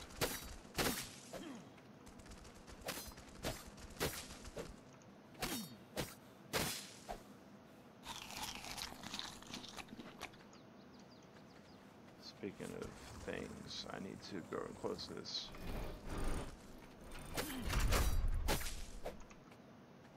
That's one of the reasons why I plan to. That's why I'm doing this today, guys. Is getting this OB farm done, so I can start having the meat eaters kind of feed themselves. All right, I'm just about up to 1,200.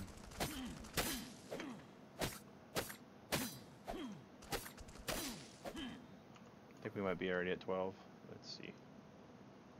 1, 2, 3. 1, 2. Nope, not quite.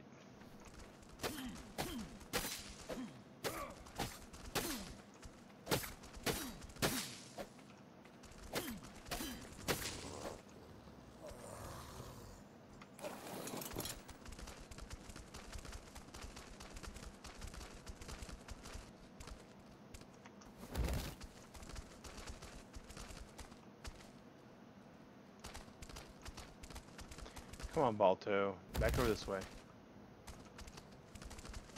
Balto. Who's a good puppy? You're a good puppy? Come on, Balto. Up mountain. It's only because I'm just lazy and hate opening the gate.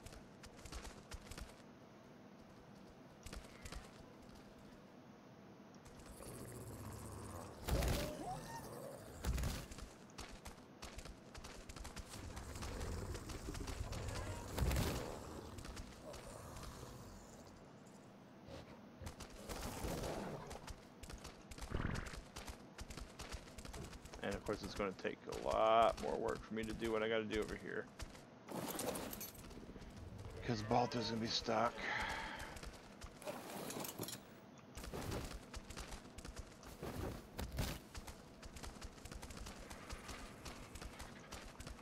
Oh, I did the exact same thing I did last time. That's why Balto wound up over there. Alright, where are you, Doge?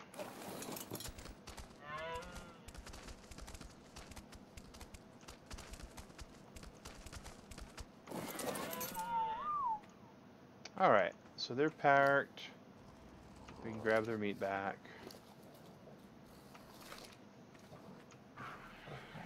Okay. Get this to the RG.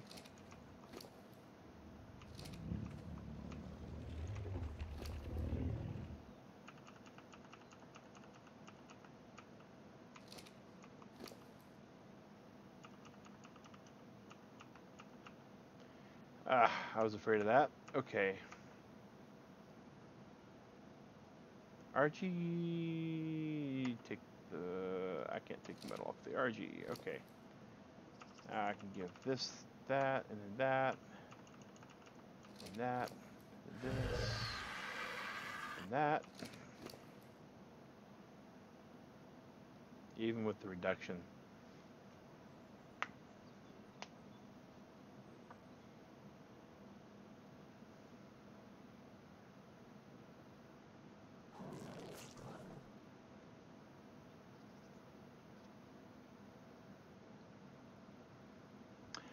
Okay, so new plan. We're going to get on the RG, and we're gonna have to go back to the base because, like a idiot, we left all of our cementing paste there.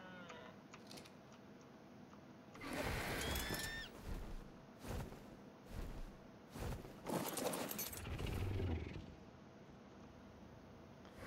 we got ourselves stuck. We're gonna have to throw our stuff out.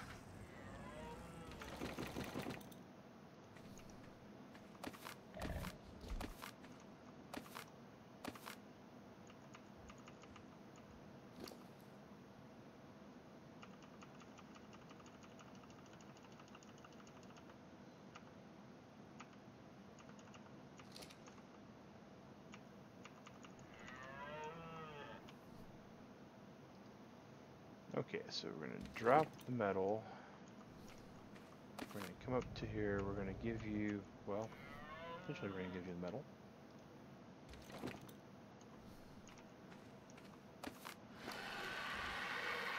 Alright. We'll take this wood off your hands. Take this wood metal back. Ah. Okay.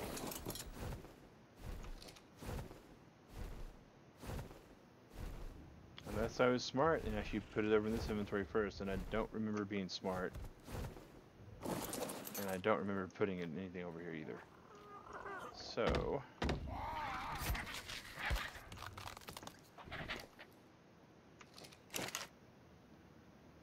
yeah, that's what I thought. Okay, put all the fiber there.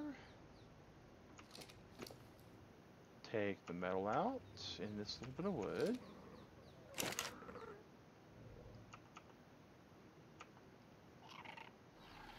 Alright, we have 75, 30... okay. We can work with that. That's 36 slots. That's exactly the amount of... alright, so we're good. We're good. Alright. Park you here by Woody. I guess we can make our own cementing paste. I mean, we do happen to have a plethora of chitin.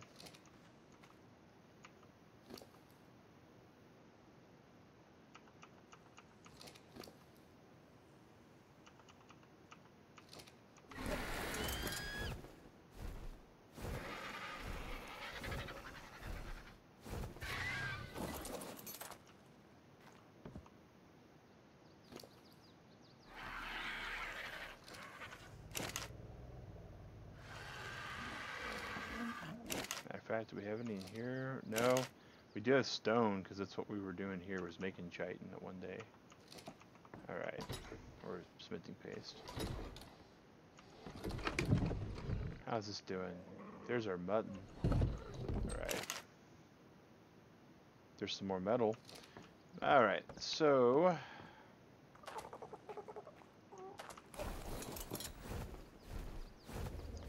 we need to check Gorney out, because... if I remember right, we found out that they only eat fish or something. Nah, okay. I think that though. Alright, cool. Down here. Dismount. Terry. Take the chitin.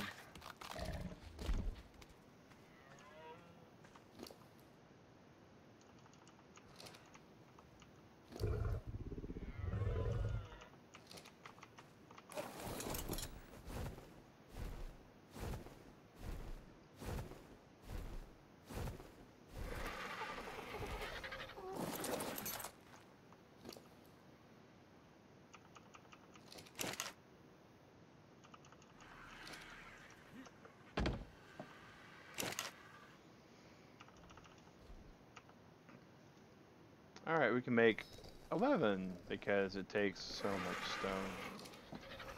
Yeah, we're gonna have to go back to the other base. Yuck. Okay. That's alright though.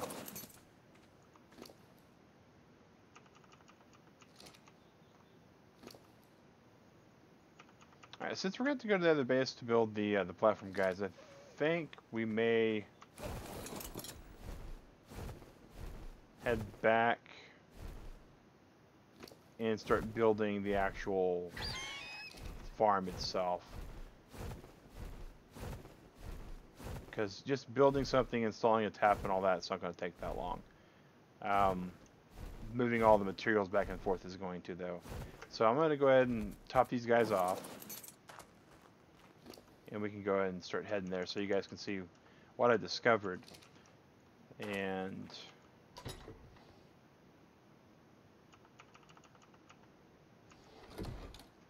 hey, Christian. Oh, cool, man. Yeah, everything's going good, dude. Thanks for popping back in and saying hi, though. All right. All right. So back to our other base, because gathering that much stone makes me want to stab myself in the eyeball, especially after all the stone I've gathered this last week. So much stone. All the stone.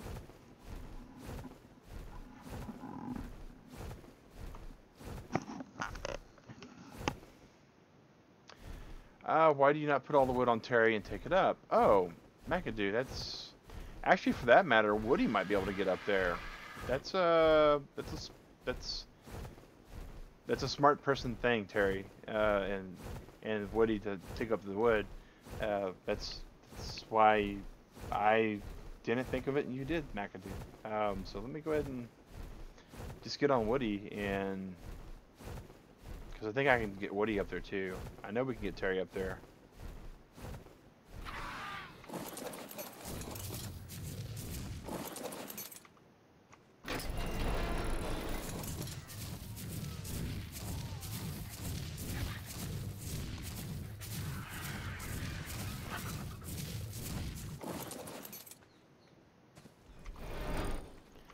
Anything that were to go inside our base would die instantly, so I'm not too worried about that.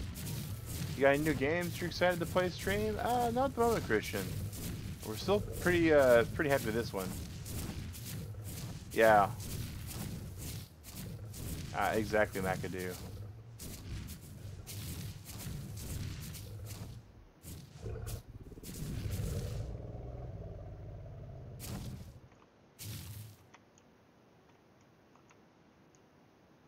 Okay.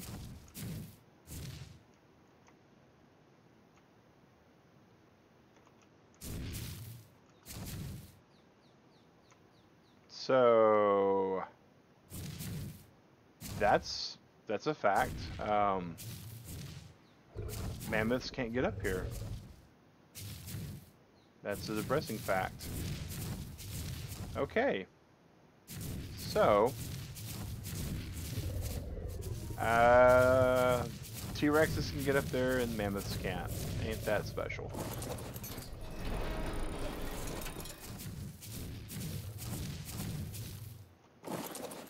How much can Terry carry? 500 pounds. And these become 50 pounds each. I think it'd be faster still with the RG, to be honest. Because the RG gets the weight reduction. Doesn't she? No. But, they can carry the same amount and she's able to get up there faster.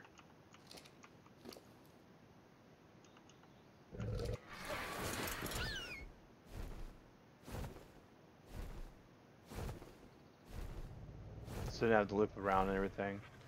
Eventually I'm going to install an elevator. RG gets weight reduction. Not on the wood, it seems. Or yeah, on wood. Yeah, not on wood. It's still 50 pounds. And good morning to you, Eric. RG gets weight reduction on tier 2 materials. So metal, crystal, obsidian, that kind of stuff. But tier 1 materials, the RG doesn't get the weight reduction.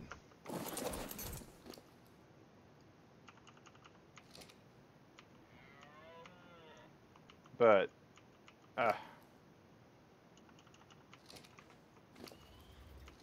it is just a hop, skip, and a jump to get there. And this Jag's just overloaded, and then it just takes forever. Alright. Okay, grab that wood, move that back over to Woody.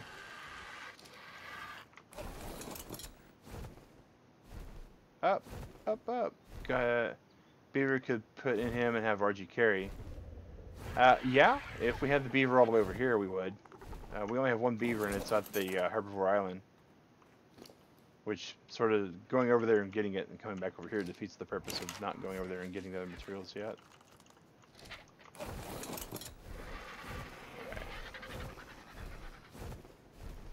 So far so good, Soul.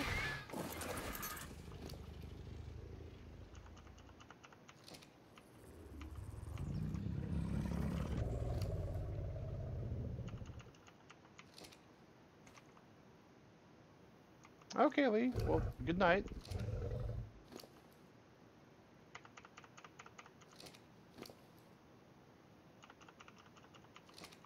I think I got 6, which is just too much. Yeah.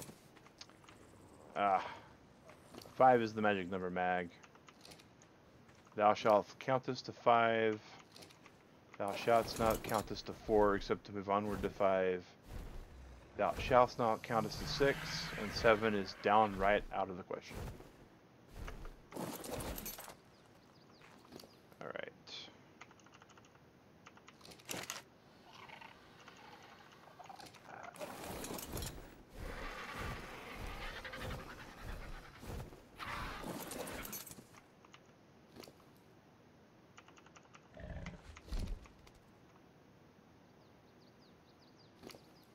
I should also not park with the Argentavius, like, right smack dab between me and the other guy, right? And while I'm working on it, there we go. Up, up, and yay!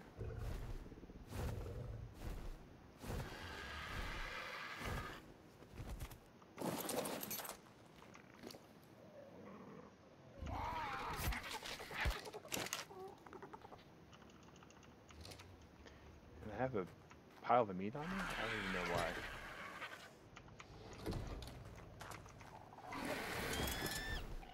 why. Hey, Agrajag leveled up, and all they were doing was walking back and forth. Alright, we're going to up its weight just a little bit. Usually want to update the melee, but, you know, we kind of notice his weight's not exactly scaling with our playing, right? Okay, so now we're going to drop this off, and we're going to head back to the Herbivore Island base.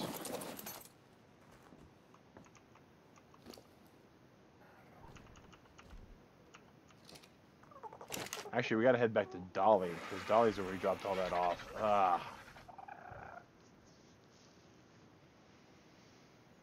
Okay, and we got stuff that we got to take out of this inventory and put in one of these storage boxes, because we're not going to have room otherwise. We have 100 and 11. Okay, so let's put that back for now. We'll take the stone out of there, put the stone in there, craft however many that is, which isn't enough. Take the crystal, that, all that.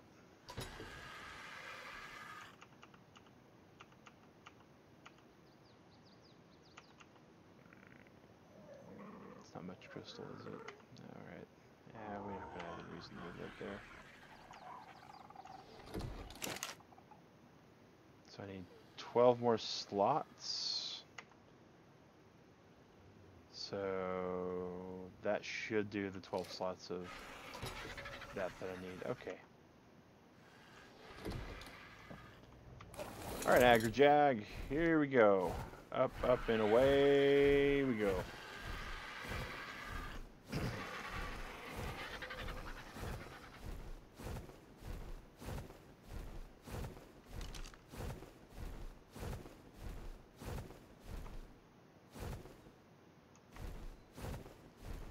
We're going to go over here to what I call Trudon Ridge.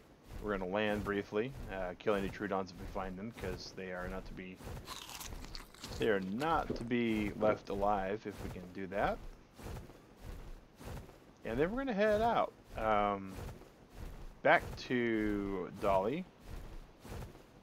And we're going to move from Dolly to here.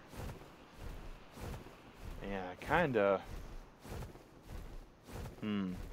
it's times like these guys. So we are a purist, right? And by that we try not to use glitches. We try not to use any kind of way to use the game. We try not to do a number of things for a lot of reasons. We like the challenge that the game provides to us. It's one of the reasons why we don't use console commands. It's one of the reasons why we don't use the gamma toggle. I mean, we've done that on stream a couple times to show people. You know, gamma 4 makes it all bright and just washed out. Gamma 2 brings it back. But, you know, we do have one mod that allows us to loot our corpse upon death. And it seems like a pretty, you know, harmless mod when you think about it. When you die, you get your stuff back. But you could kill yourself by jumping off of, say, a brontosaurus and go splat and then respawn somewhere and happen to have a whole entire treasure chest full of cementing paste on you, respawn back at the bed. You know, let's just say I am tempted at times.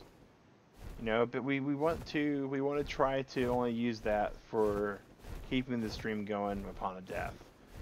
But, you know, if you did have the death assistance mod, that is something that you could use it for.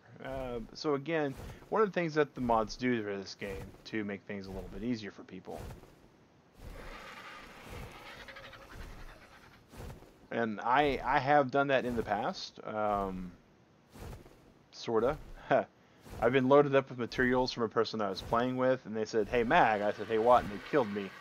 They said, "Respawn on our base and use the mod with you." And I was like, "Oh wow, thanks." But you know, creative thinking like that is something you should try to reward sometimes. I didn't quite care for them killing me and then chopping my body up for meat afterwards.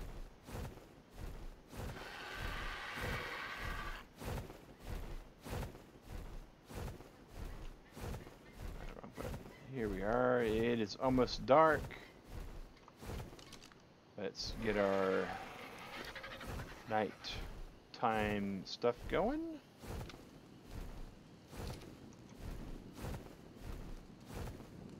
Wow. So glad that torch helps it dark.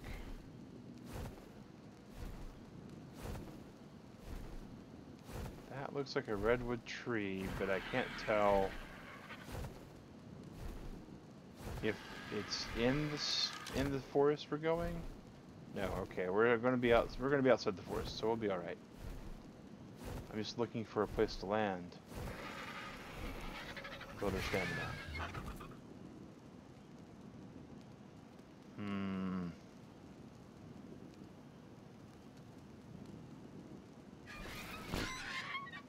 That looks like a scrumptious pie on a windowsill, guys. I've seen some streamers use it a lot. They do not worry about dying nearly as much as the... Yeah, and that's one thing, right? Death in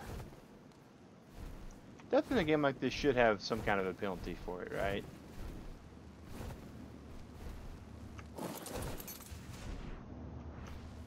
Okay, that was a problem. That's a problem.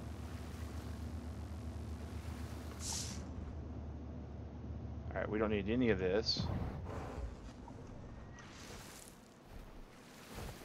And we did not mean to get off the bird.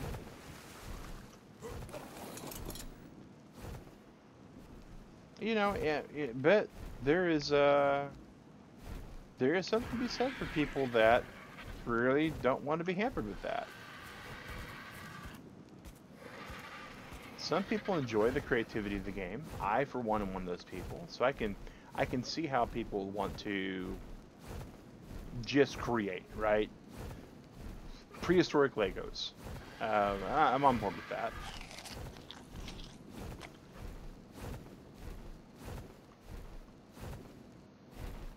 What is this? I'm gonna explore that little. Oh, I think I know what this is. All right.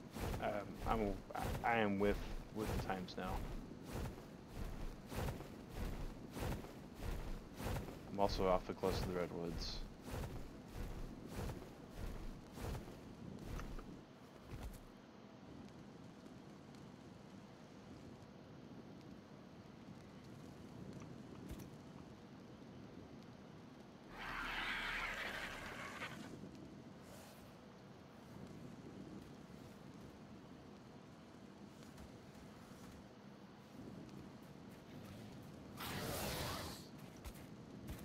That is a Trudon.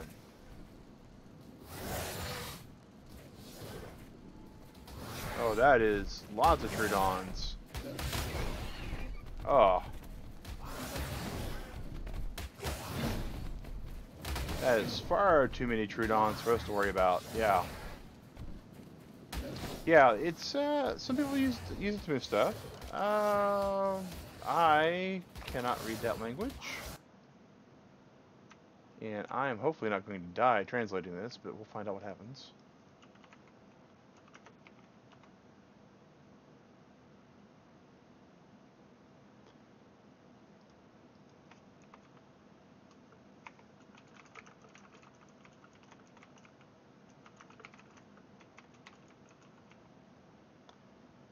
It is Thai. And they are saying that they have not been able to find anything else to watch. They may be talking about Ark. Ark's such a great game. But the hours that we play, we don't tend to get a whole lot of competition on the streaming. Trudon attacking you, man. Oh, Dodo, there were several Trudons that were attacking the... They were attacking the rocks. But we were okay with the Trudons. They were outside of range. But boy, they come after those... they come after the Triceratops. Kill that Triceratops pretty dead. No respect for the Trice.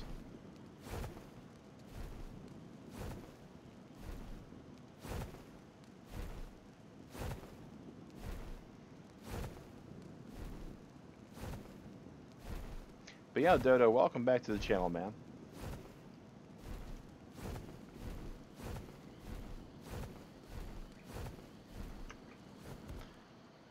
Oh yeah, they were rocking around the safety rock.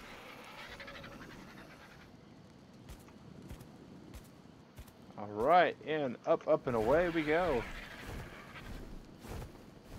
Heading back to Dolly, and we'll see what all Dolly's about.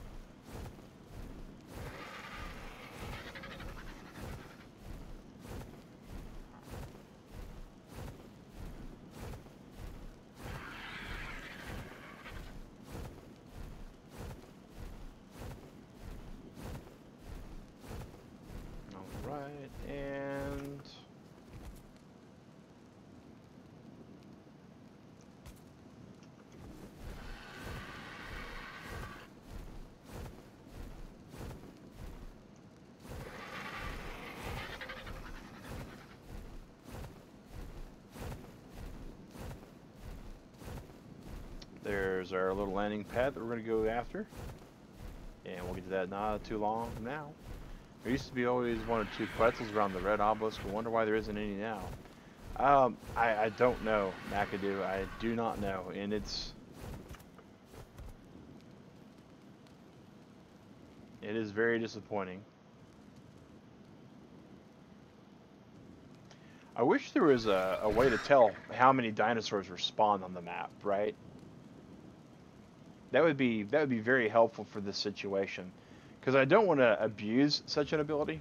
But oh well, that worked out pretty well. I don't really think we need the green drop though.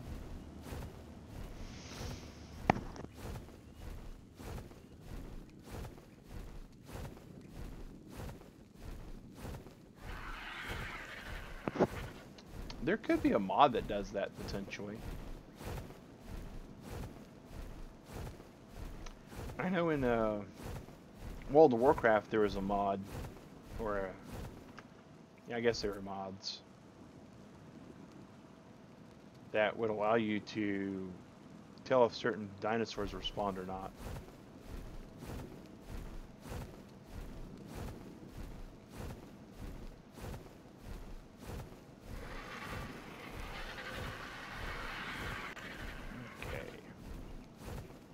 Tech Teleporter has that feature. It tells you level and location. Oh.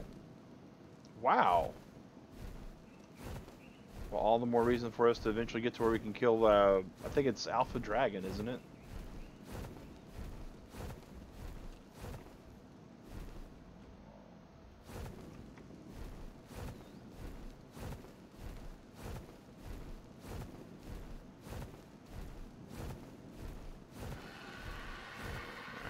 Right up here.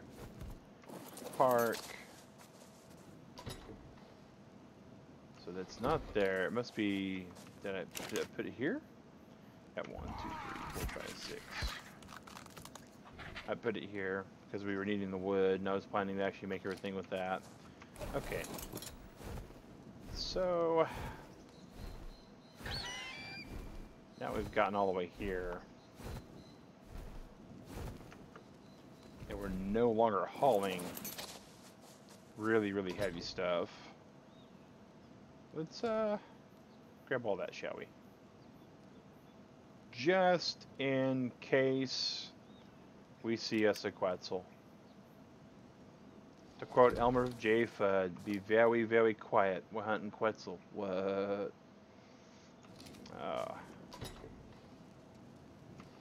A character, by the way, that we actually owe the usage of the word Nimrod to. Oddly enough. Nimrod was actually used to not mean a person of lower intelligence until Bugs Bunny and Elmer Fudd, and Nimrod used to mean a hunter, a proficiency, right? And Bugs would call Elmer Fudd Nimrod, and it was basically playing on the fact that he had the cap and the rifle and all that jazz. Well, people didn't really key into that because most people that tended to watch cartoons were watching it from a, I don't want to say uneducated, but a common man area, to where certain terms, certain histories, certain stories weren't ones that they read growing up or ones that they read at all. And so Nimrod stopped meaning hunter and started meaning someone who acted like Elmer Fudd, which, you know, he wasn't the brightest bulb in the bush.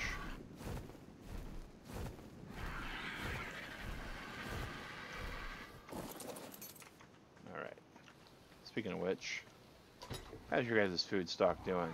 You're doing good. And up here,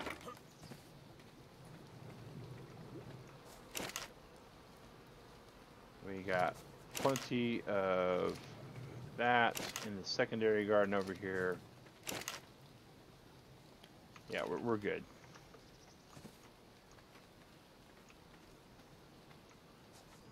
And you're still well protected in there, Leslie, which is part of what we care about.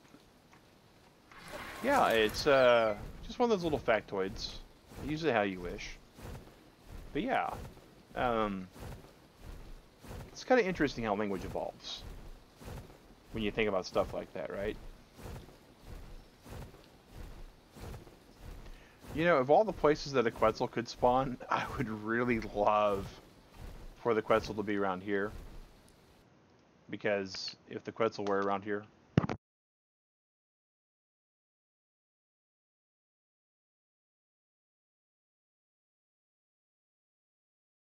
a landing Quetzal would be infinitely easier to tame in this zone than the other zones where we thought they would be at.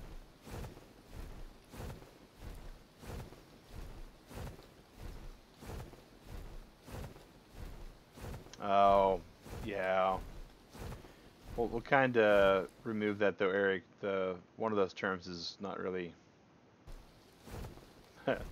not really family friendly.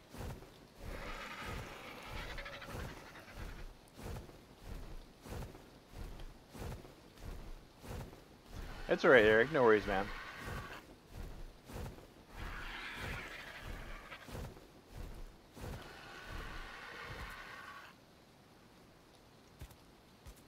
But yeah, the internet has given us a number of words that aren't, yeah, like that. One of those words to describe that. But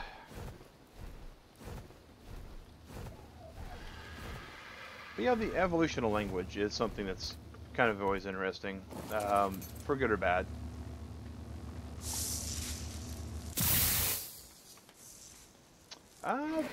Perhaps McAdoo, perhaps.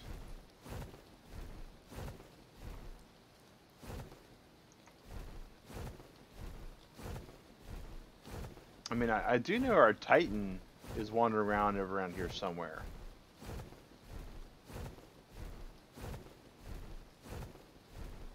And I have been very active in this area in the past. Not as active.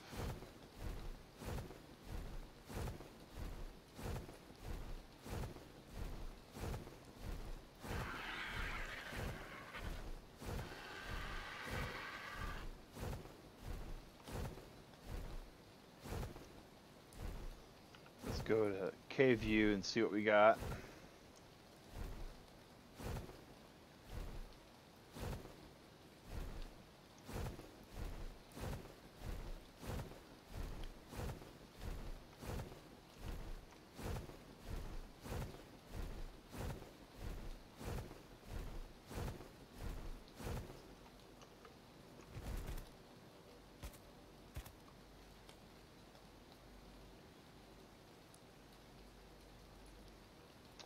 Yeah, there's usually a dino down here too, kind of mulling around.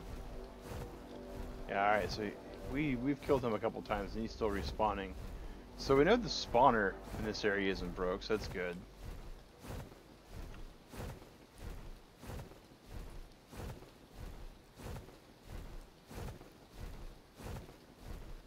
Yeah, come to think of it, we do fly up and down this area a lot, so if there were going to be a Quetzal around this area, we should have seen one by now, but...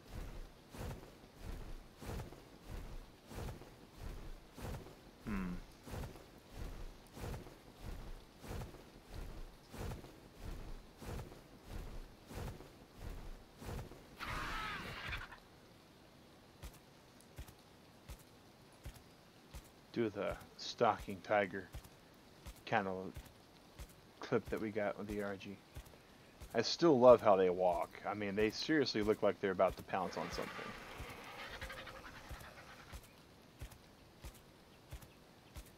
Like just boom. And then take it away and kill it.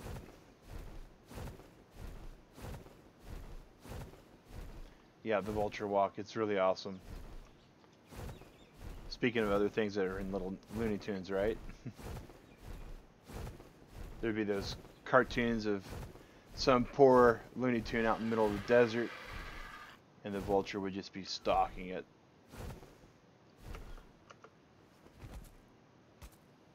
Or a condor.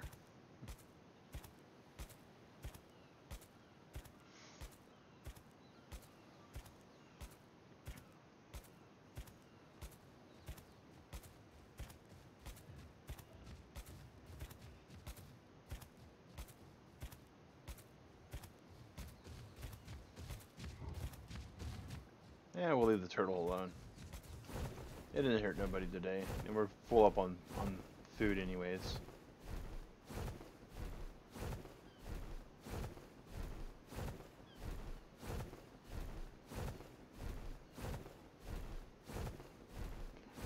Alright.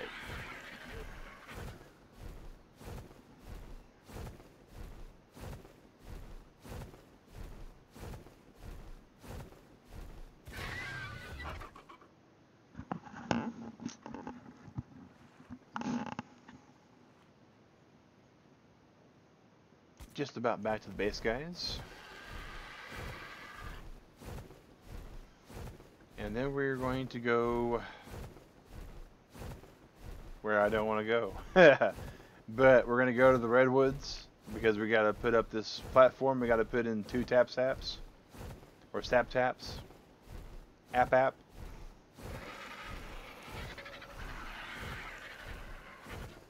So we can start getting that tree sap, so we can start getting the... Oh, wait a second. Is that a...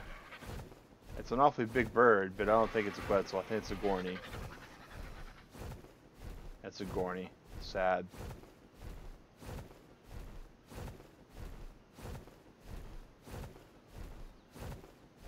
See, that's the thing, guys. Our draw distance is disgustingly large for this game.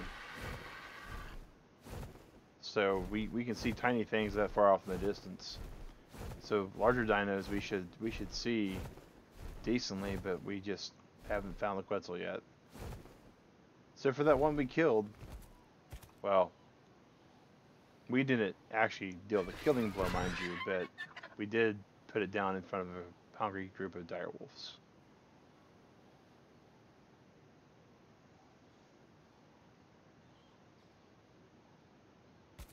Which does remind us we also need to make some spiked walls before we go Quetzal hunting tomorrow night. So there is that.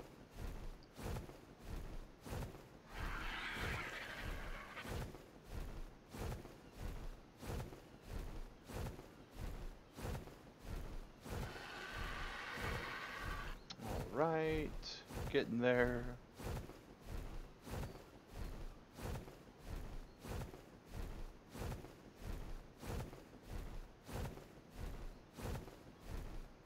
I just love the way they built this map sometimes. I mean, the spawning system, it just looks natural. Hey, Ryan, doing pretty good, man. We've been looking for a Quetzal and striking out, but other than that, we've been doing really good. We're about to start to get to cake productions.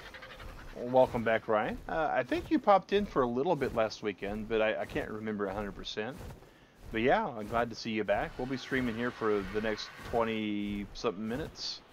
Almost half an hour. Refreshing the dino spawns, but I think you might lose your tames possibly, though. Yeah, not too keen on that. We might do like a backup on our save file, and then try that.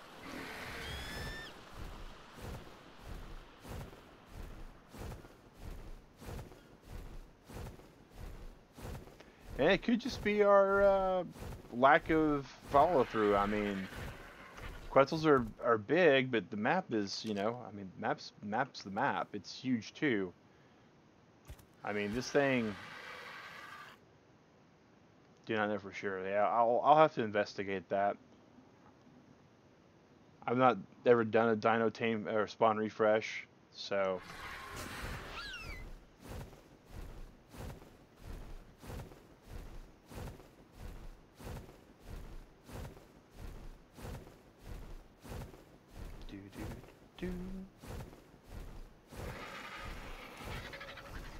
Right.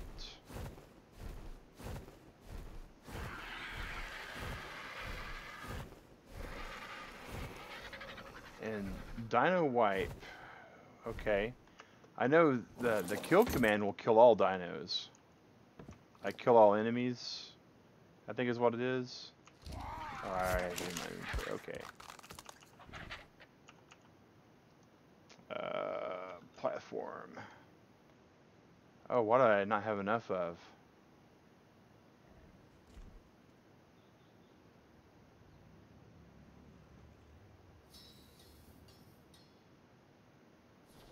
Well then, we have one platform.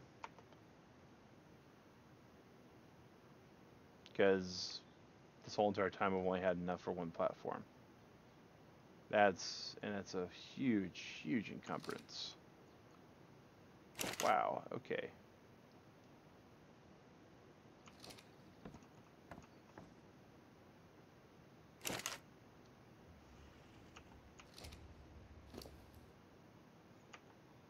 Alrighty.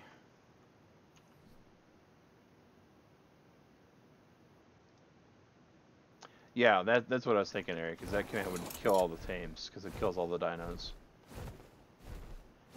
Alright, so before we get... That's a red... okay. We're going to double check where our redwoods place is. Our redwoods location is... fairly... yeah, it's about where I thought it was. A little bit past the dip. Okay.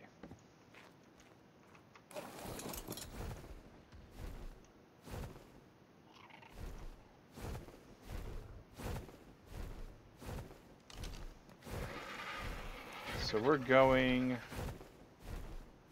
to roughly 50-50, just north of it.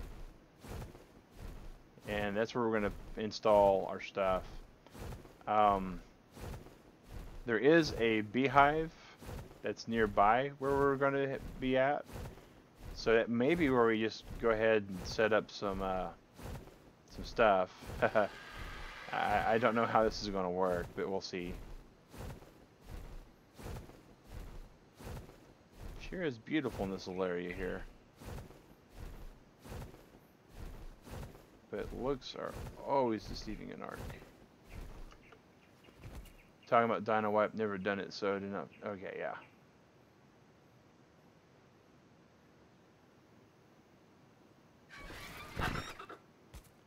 So I'll have to look into that command, guys.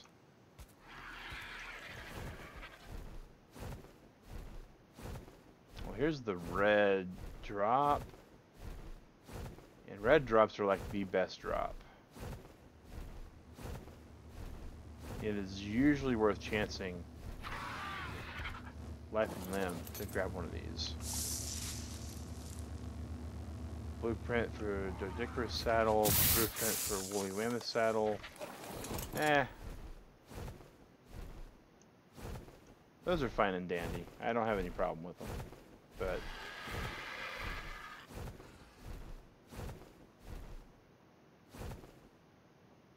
I heard something back there, I guess not.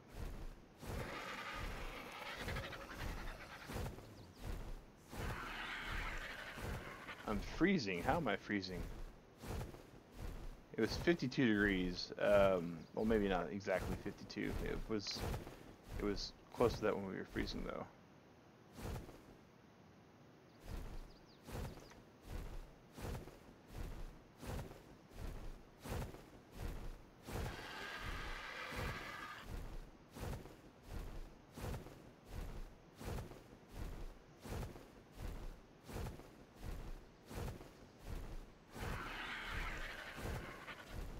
Around here's Raptor Country, if I remember right.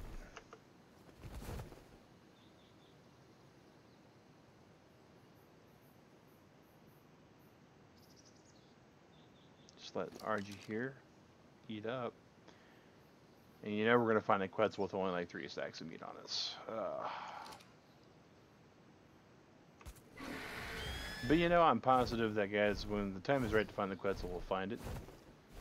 And there's another drop. We're getting some luck on the drops. And there's a Rex, I'm sure. Well, yeah, female Rex. No? Okay. It's like, wait a second.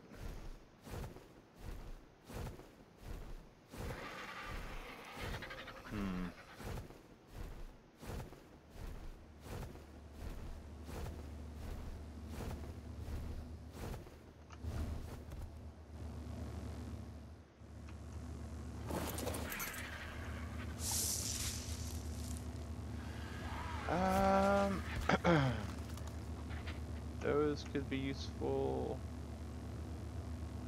Not those, okay.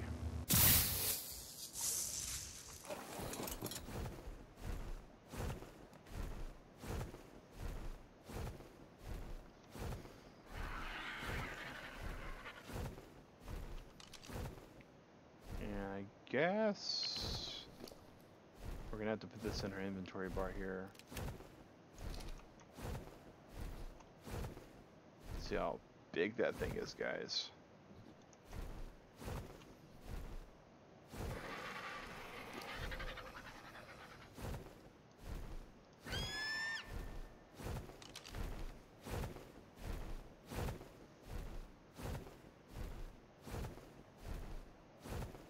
And that wonderful fog we get.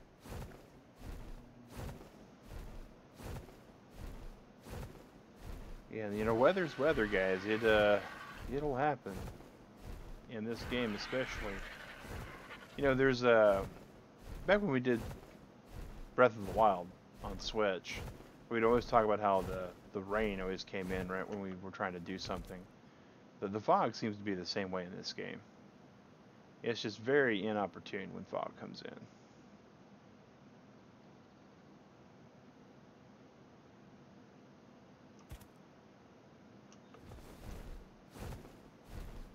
and that's just the way weather's supposed to be in the game, right? You have to be close to mountain above where you want to snap that platform. We were just looking at the size of it, Eric. We're actually going to the redwoods, and we're going to put it on a tree so we can put a spigot on it. Not really looking forward to that, but it is what it is, guys.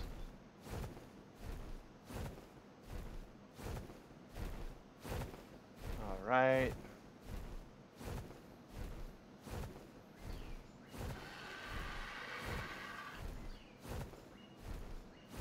Land gently.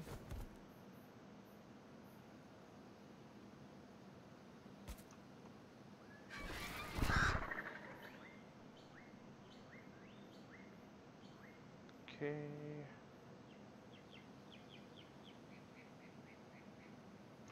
Take off.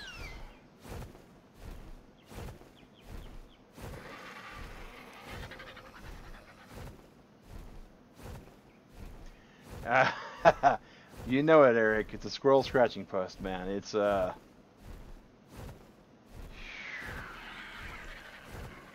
all the stupid things I've done in this game, this is definitely one that's going to be right there with all sorts of other fun stuff.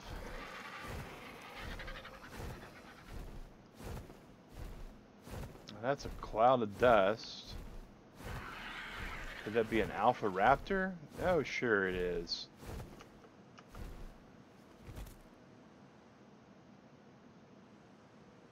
Hey, Mag, we know you don't like being around here. There's a tree on point not too deep in the roads you could use in safety. Yeah. There's a couple of trees right here that I think we could use. When we find our base, there's a tree nearby.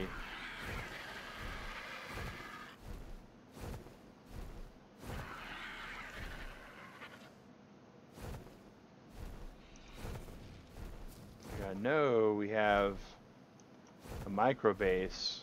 I do mean micro. Hey, Alana. How are you?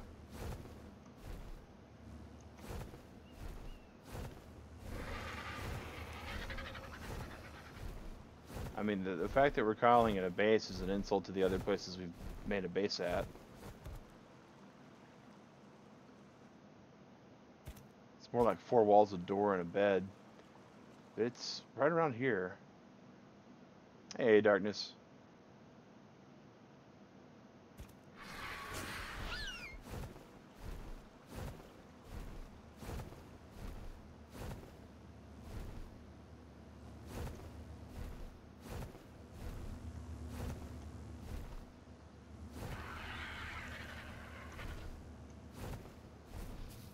Almost willing to bet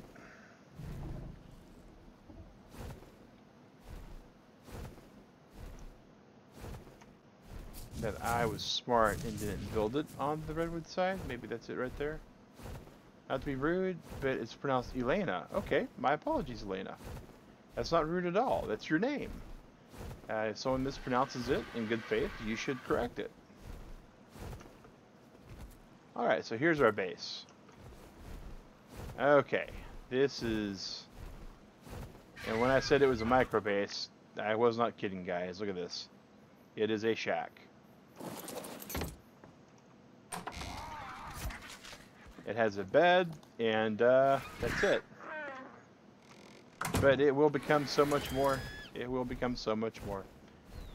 Alright, over here, I want to say it's that tree right there that's got the beehive on it. Oh, appreciated. No worries. What do I play? Darkness. I play a lot of things, man. Take a look at the videos we've uploaded on the channel to get a better idea. Yeah, built absolutely in a time of need.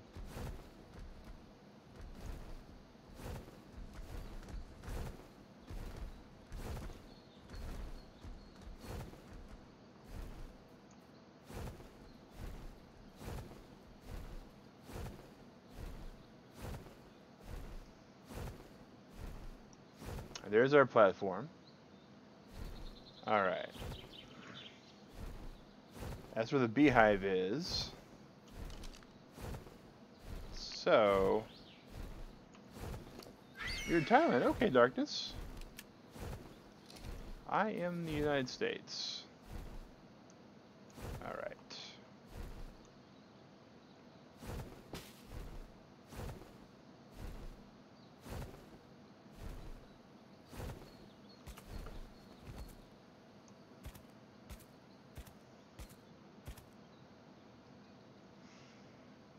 All right, so there is a beehive right there. Cuba, way cool. Yeah, I'm the U.S. guys. I'm actually in the southeastern part of the United States, in a state called Georgia.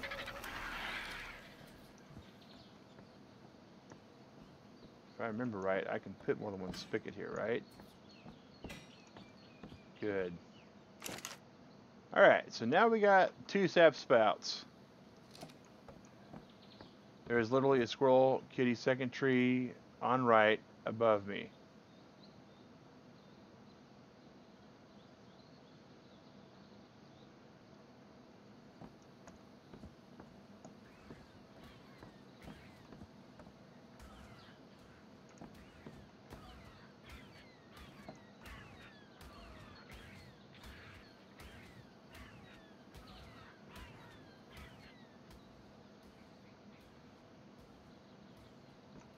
I'm looking, Eric.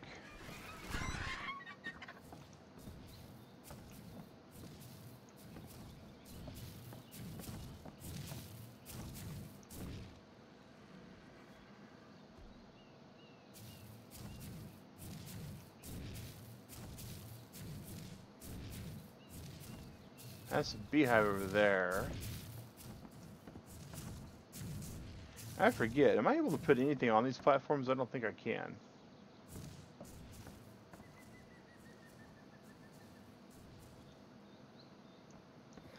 Georgia, Georgia. How a preacher lost in America's Got Talent? Yeah? Yeah, that is definitely true. Tree past beehive on other side. Okay. So this tree right here. It's okay. There's the beehive. This is the tree past the beehive.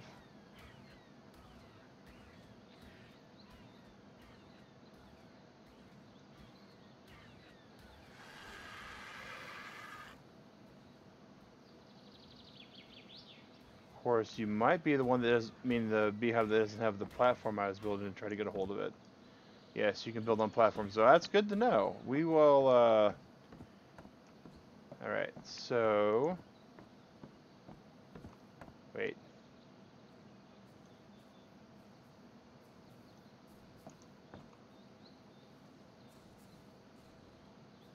I think that's it in the ground, isn't it? That's a dire bear. Yeah, squirrel kitty. 1 part flying squirrel, 1 part cat.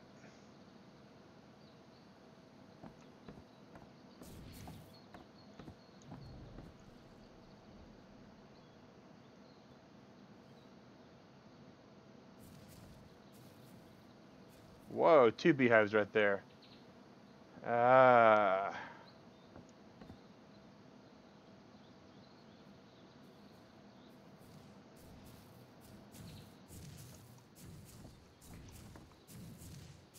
And there's the Paraceratherium.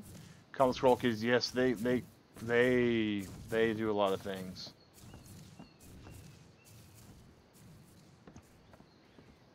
I am... Well, that thing is, Well, did the Alpha Raptor kill the squirrel kitty? No, it didn't kill the squirrel kitty. Okay.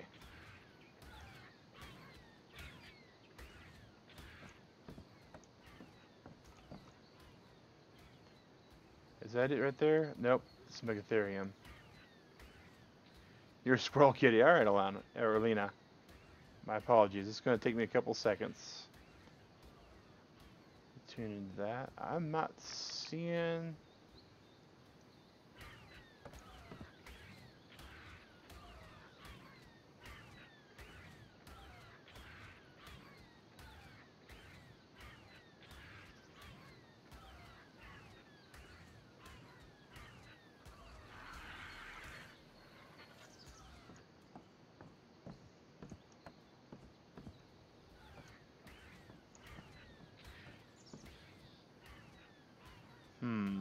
think I'm all good. I hit the ground done by the alpha. Yeah.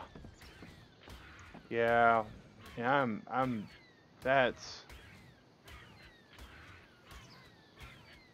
not a Squirtle kitty because it's got hooves instead of claws.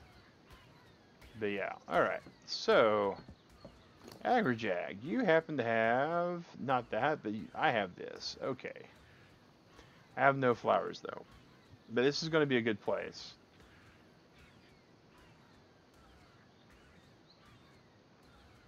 You need to access inventory of the Saps to Infinite collection. I'm not sure exactly what you're talking about, but I do have access to the inventory to get the sap. But it is going to actually, need to produce it on a pretty good basis. Can't remember if they have spoilage. Nope, no spoilage timer. So, awesome. So eventually it will, produce only one slot, but it will, yeah. It probably is McAdoo. It probably is. I am not okay with this aspect, but it is what it is, right? Alright, so we now have a way to get stuff, things, and we can start crafting here. Now, here's the question about these taps, right? Because I always just flew over here in my other server and gathered stuff out of here, guys, and just went about my merry way. The question I have about the sap taps is, if I build around here, they'll still keep producing, right? They're like any other production animal, I would figure.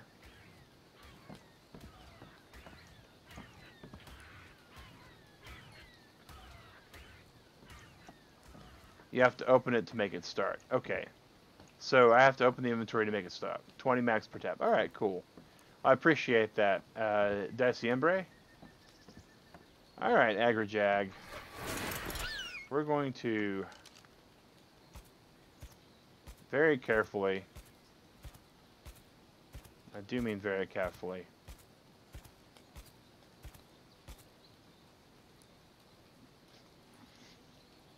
we're gonna have to get materials to start building up here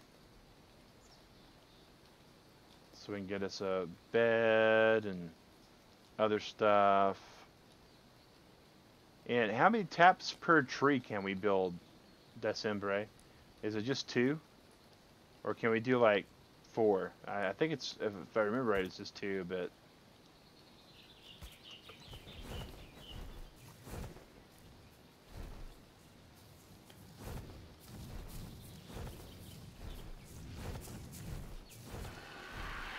$20 max sap per tap, yeah, that's what I was figuring there, but... We're gonna fly over here to get our thatch and our fiber and other stuff for a bed. Fiber, hide, we got hide, thatch, wood. Okay, cool. And then we need to get our scythe out. Oh, our scythe's about to break. Sad. Okay.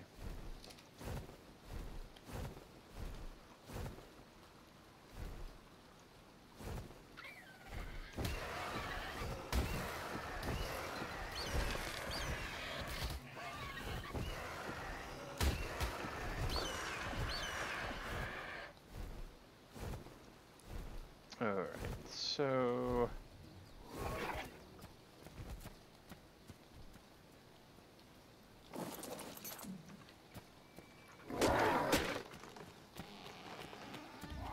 Hey guys, look, it's popcorn chicken.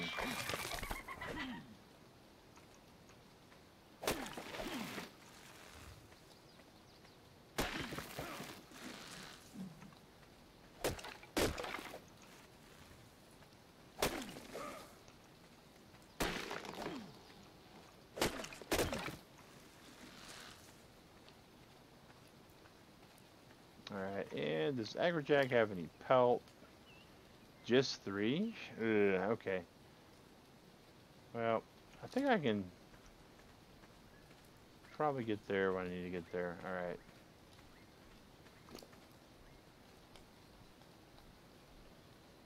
Oh, well, thanks, Elena. I really appreciate that. Alright, so now I just need the fiber. And guys, we are probably going to stop by putting down like 3 beds at the space. This is going to officially be base Delta. And I'm going to have to do some cleanup on the other bases.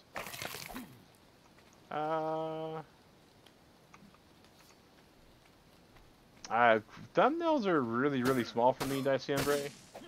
I really can't tell what your thumbnail is. Your profile pic.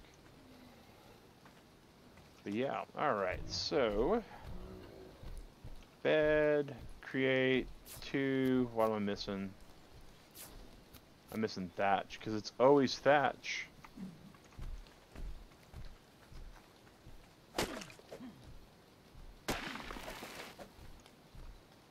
Well, there's a nice little dino puppy.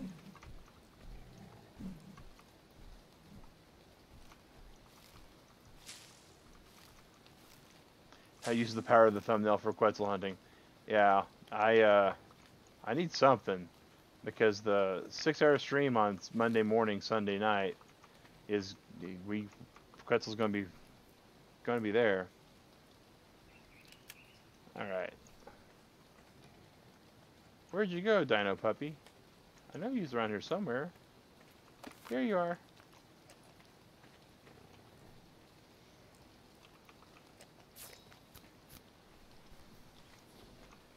We're going to call you the Canary in the Coal Mine. That's going to be its name. It'll be called Canary when we're done with it. Because we're going to put it right on that... I hate to say this, guys. But we're going to put it right on top of our actual thing. Yeah, Dino Puppy. You can pet them. They do tricks. They're pretty cool that way.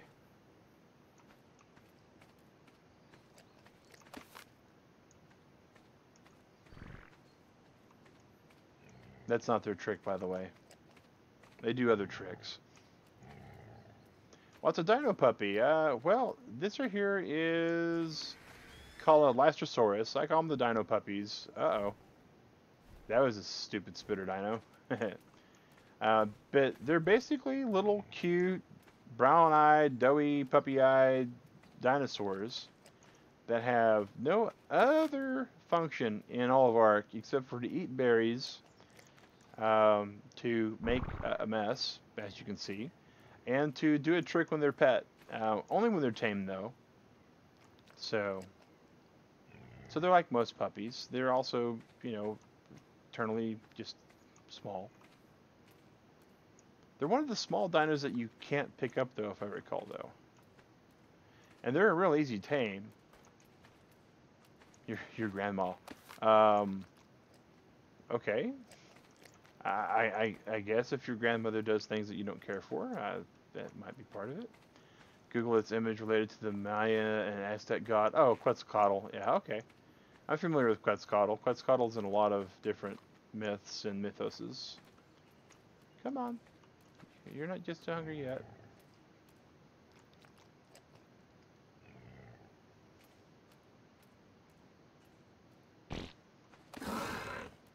And you are named Canary.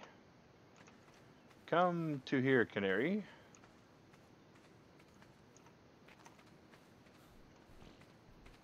Alabridge, yeah. Huh.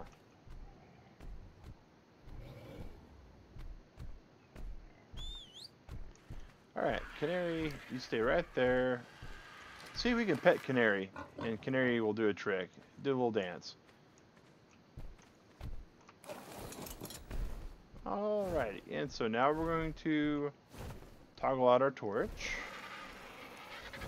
And... yep. It increases the... it's like 1.25%, something like that. It's actually a nice little buff. It's a really nice little buff. Alright.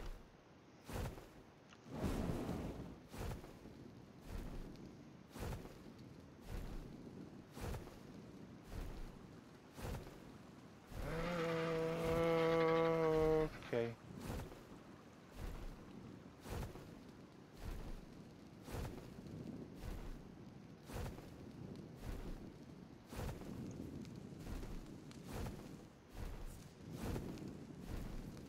Oh, it's the name of the Quetzal on one of your son's cartoons. Interesting.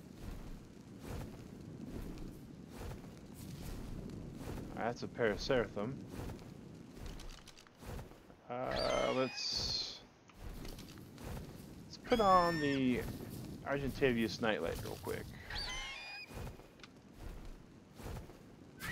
Not exactly the Motel 6, but it does leave the light on for us. And allows us to kind of glance at the map.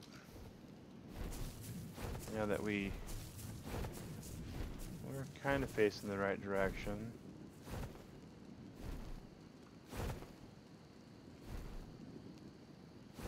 That's water though. So we're the wrong direction. We need to go this way.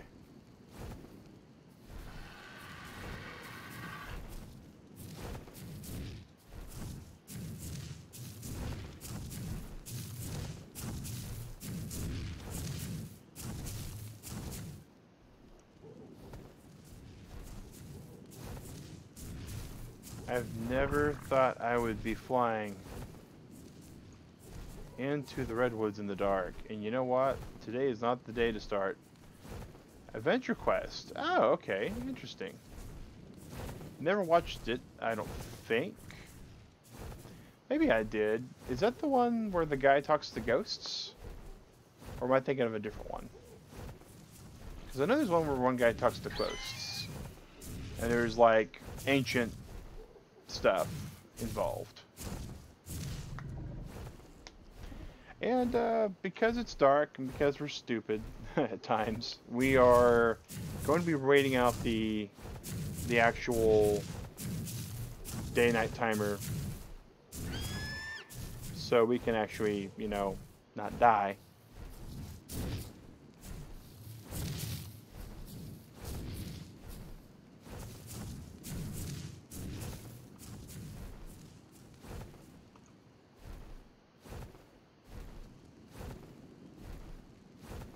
See, fly above the branches. You know, flying above the branches would be helpful, but we're just trying to park this on our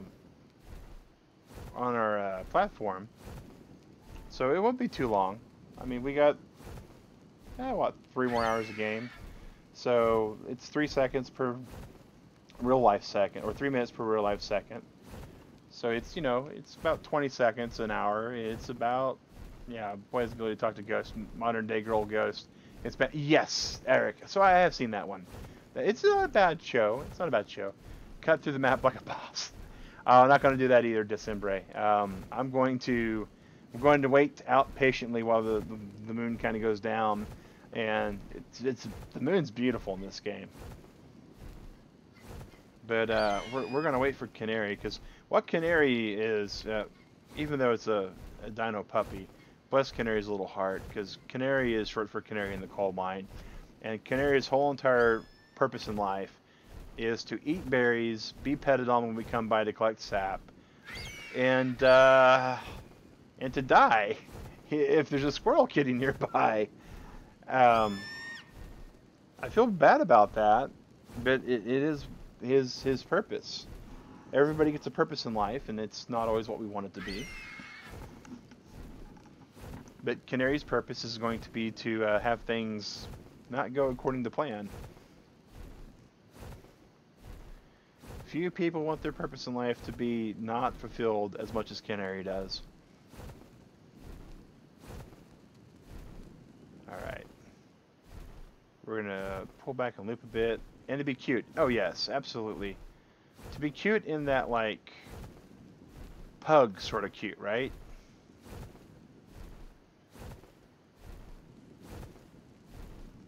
Alright, so maybe we just spark our torch up, because we have a torch also.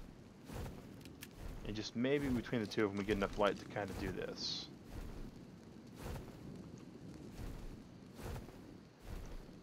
I think we gotta go over this way. You can build him a box. Yeah, but then he wouldn't tell me that I needed to not come over here.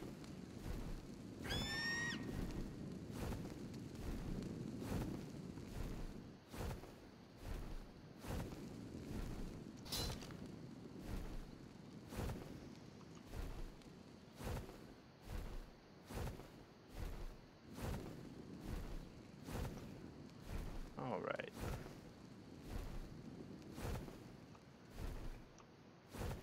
This is one of the reasons why I don't like the redwoods either, because when it's dark out, it's hard to see the platform. There's the platform, though. Okay. We're gonna make a nice loopy-loop.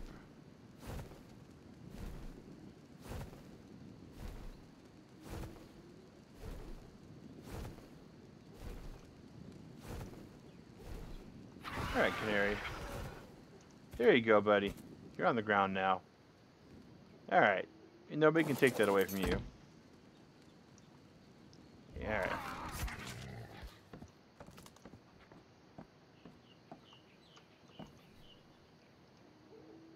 And then we're going to grab these beds. Replace them inside a cage. Oh, wait, you can't carry him. Bummer. Oh, we weren't expecting to carry him. We were just leaving him right here. This is his final resting place.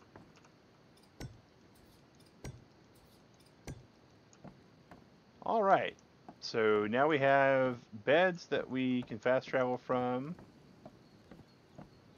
Sap taps.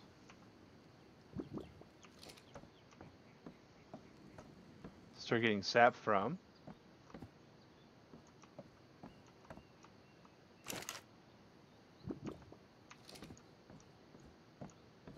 And